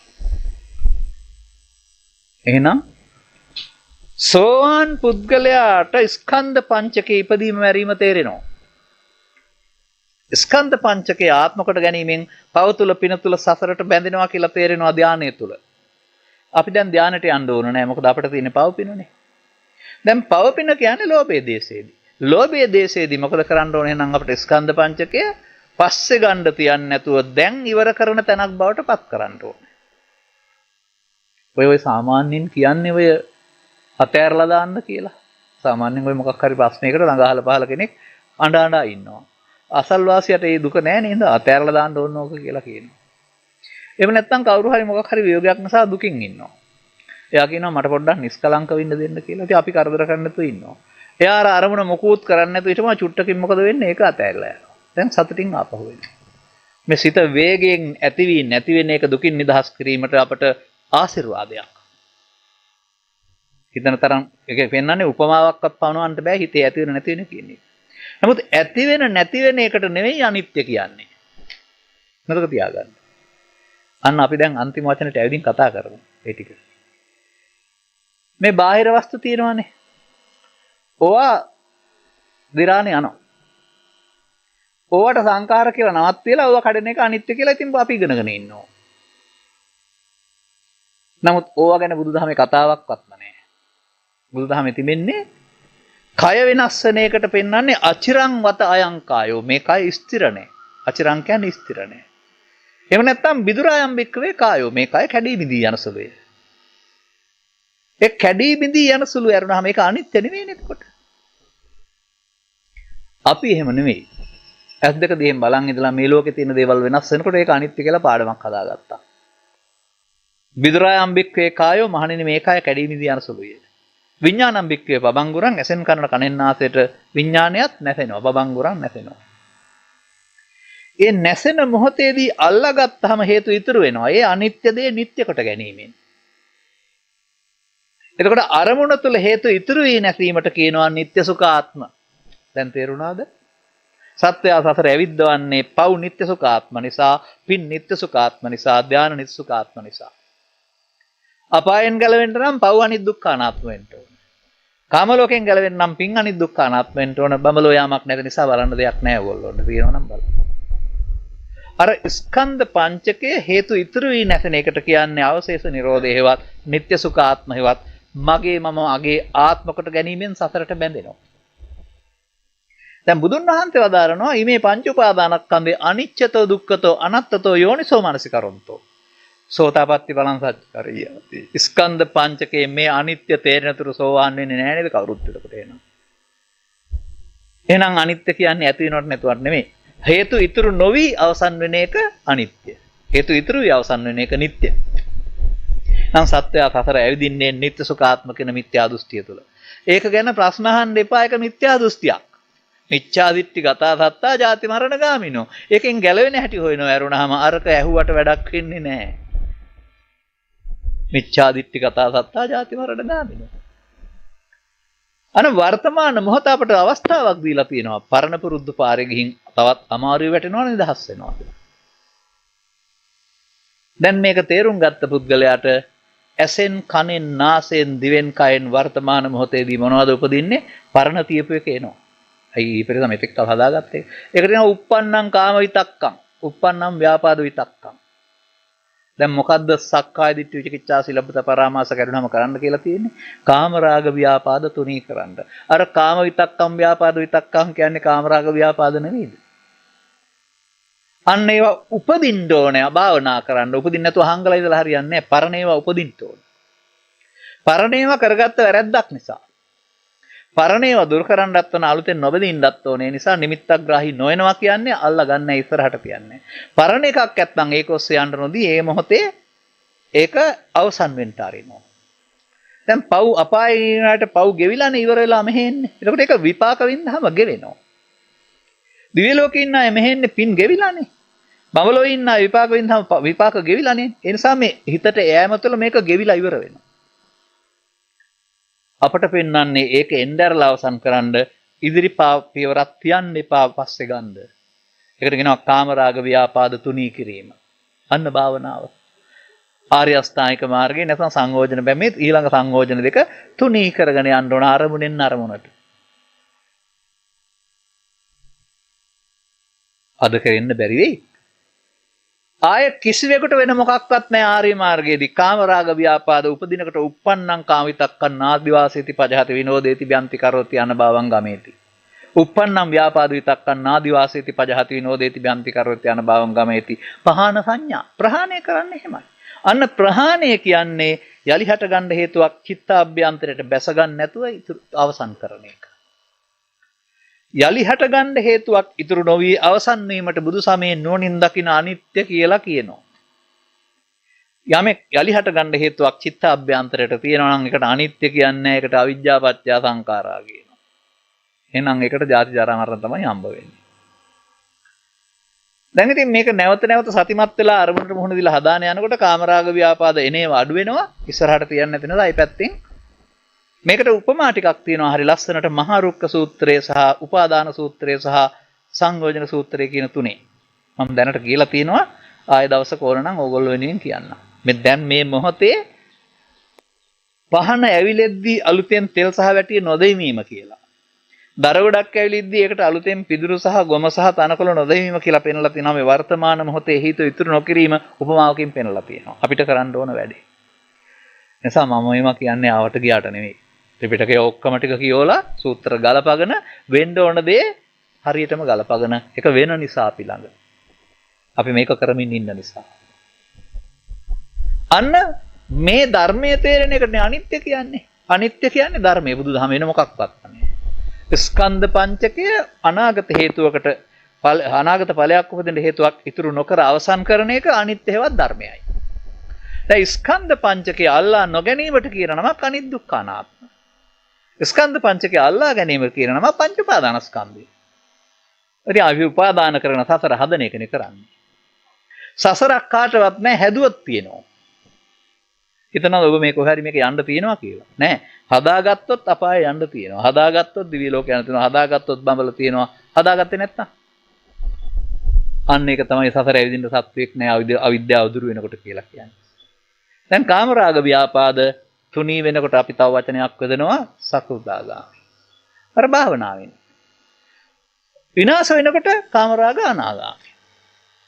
ඔන්න කාම ලෝකේ සංයෝජන ඉවරයි.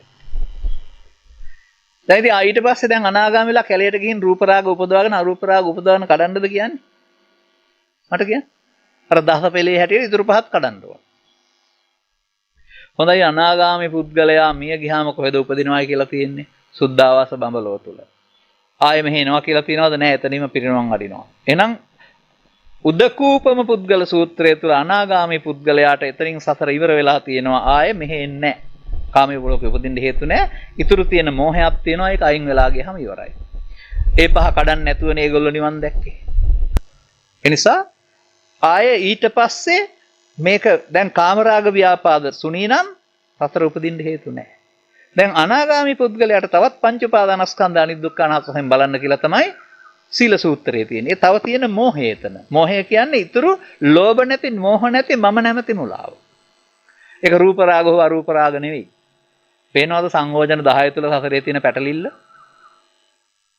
මේක තේරෙන්න හුඟක් බනවන වෙනවා හැබැයි. එහෙනම් පහ කැඩෙනකොට තව ඊතුරු අනාගාමී රහත් අතර මෝහය විතරයි. රූප රාග නැහැ, අරූප රාග නැහැ, මානුද්දච්ච අවිද්‍යාව. ඒවා තිබුණේ ආලාර කාලාමලාට උපදවා ගත්ත නිසා. ඔවුන් ඒවට බැඳුනා ධානය වඩන්න ගිහින්. ඒ කියන්නේ ධානය මම කොට ගැනීමෙන් බැඳෙනවා. ඉතින් අපි ධානය උපදවා ගන්න ඕනේ නැහැනේ බැඳෙන්න. ලෞකික ධානය. ලෞකික ධානය ඕනේ නැහැ. සෝවාන් වෙනකොට ඔබ ළඟ තියෙන ලෝකෝත්තර පළවෙනි ධානය, සකෘදාවනකට දෙවෙනි ධානය, අනාගාමී වෙනකොට තුන්වෙනි ධානය, රහත් වෙනකොට හතර ධානය. ඒවා පිරෙන්නේ නැහැ. ඒවා අරව නෙමෙයි වෙන જાතියක්. මේ ලෝකෝත්තර ධානයයි ලෞකික ධානයයි දෙක කියන එක පැහැදිලිව මේ සමාජයේ පැහැදිලි කරන්නේ නැහැ. අන්තිම විනාඩිය කොන්නම් කියන්නම්. මෙන්න මෙහෙමයි පාලියෙන් තියෙන්නේ. ඒ පෙන්වන්නේ ආලාර කාලාමගේ පැත්ත සහ අපේ පැත්ත. හරිද? මතක තියාගන්න. ධානානි විරාගානි. ලෞකික ධානයේ නීවරණ යට වී ඇත බැවින් එතන රාගේ නැහැ. ලෝකෝත්තර ධානයේ ඒක විනාශ වී ඇති බැවින් රාගේ නැහැ. තානි දිවිදානි. මේ ධාන වර්ග දෙකයි. මොනවද? බොජ්ජංග විප්පයුක්තානිච බොජ්ජංග සම්පයුක්තානිච. අන්න බොජ්ජංග වැඩෙන්නේ නැති ධාන තමයි ආලාර කාලාමල වැඩුවේ. අපි වැඩෙන්නේ මේ නීවරණ විනාශ කරන්න බොජ්ජංග කියන ධර්මතාව වඩනවා. අපි එතකොට අපේ ධාන බොජ්ජංග සහිතයි. බොජ්ජංග විප්පයුක්තානි බාහිරකානි. බොජ්ජංග සහිත ධානයේ සසුනෙන් බාහිරයි. අන්නේ ශාසනවලටයි. බොජ්ජංග සම්පයුක්තානි ආර්ය පුද්ගලානි. බොජ්ජංග සහිත ධානයේ සෝවාන් වලින් එහා පැත්තට. මේ මම කියන්නේ ත්‍රිපිටකයේ තියෙන දේ. ඒ වුණාට මේක පැහැදිලිව හොයාගත්ත කෙනෙකුත් නැහැ කියන කෙනෙකුත් නැහැ. අපේ රටේ භාවනා මධ්‍යස්ථානවල බණ නැත්නම් තියෙන්නේ බොජ්ජංග විප්පයුක්ත ධාන හේවත් ආලාර කාමලාම වගේ භාවනාව. ඒකේ කෙලෙස් නැතෙන්නේ නැහැ. කෙලෙස් හැංගෙනවා විතරයි. ඒකේ ධර්මයේ සරණ නැහැ. තමන්ම රවට්ට ගන්නවා විතරයි. ඒ නිසා බුදු සමය හරියට බණ තේරුණාම පංචස්කන්ධේ පංච උපාදානස්කන්ධේ තමන් ගාවා. උපාදානයේ වීමෙන් සසරට බැඳී සංයෝජනය පමාව. දැන් උපාදානයෙන් මිදෙන්න වර්තමාන ස්කන්ධ පංචක උපාදාන නොකර අවසන් කරන්න ඕන. උපාදාන වෙලා අවසන් වෙනකොට කියනවා නිත්‍ය සුඛාත්ම කියලා. උපාදාන කරගන්න නැතුව අවසන් වෙනවට කියනවා අනිදුක්ඛානාත්මයෙන් බලනවායි කියලා. හේතු නිරෝධයෙන් ඵල නිරෝධය. වර්තමාන හේතු නැත්නම් කොහෙද අනාගත ඵලයක්?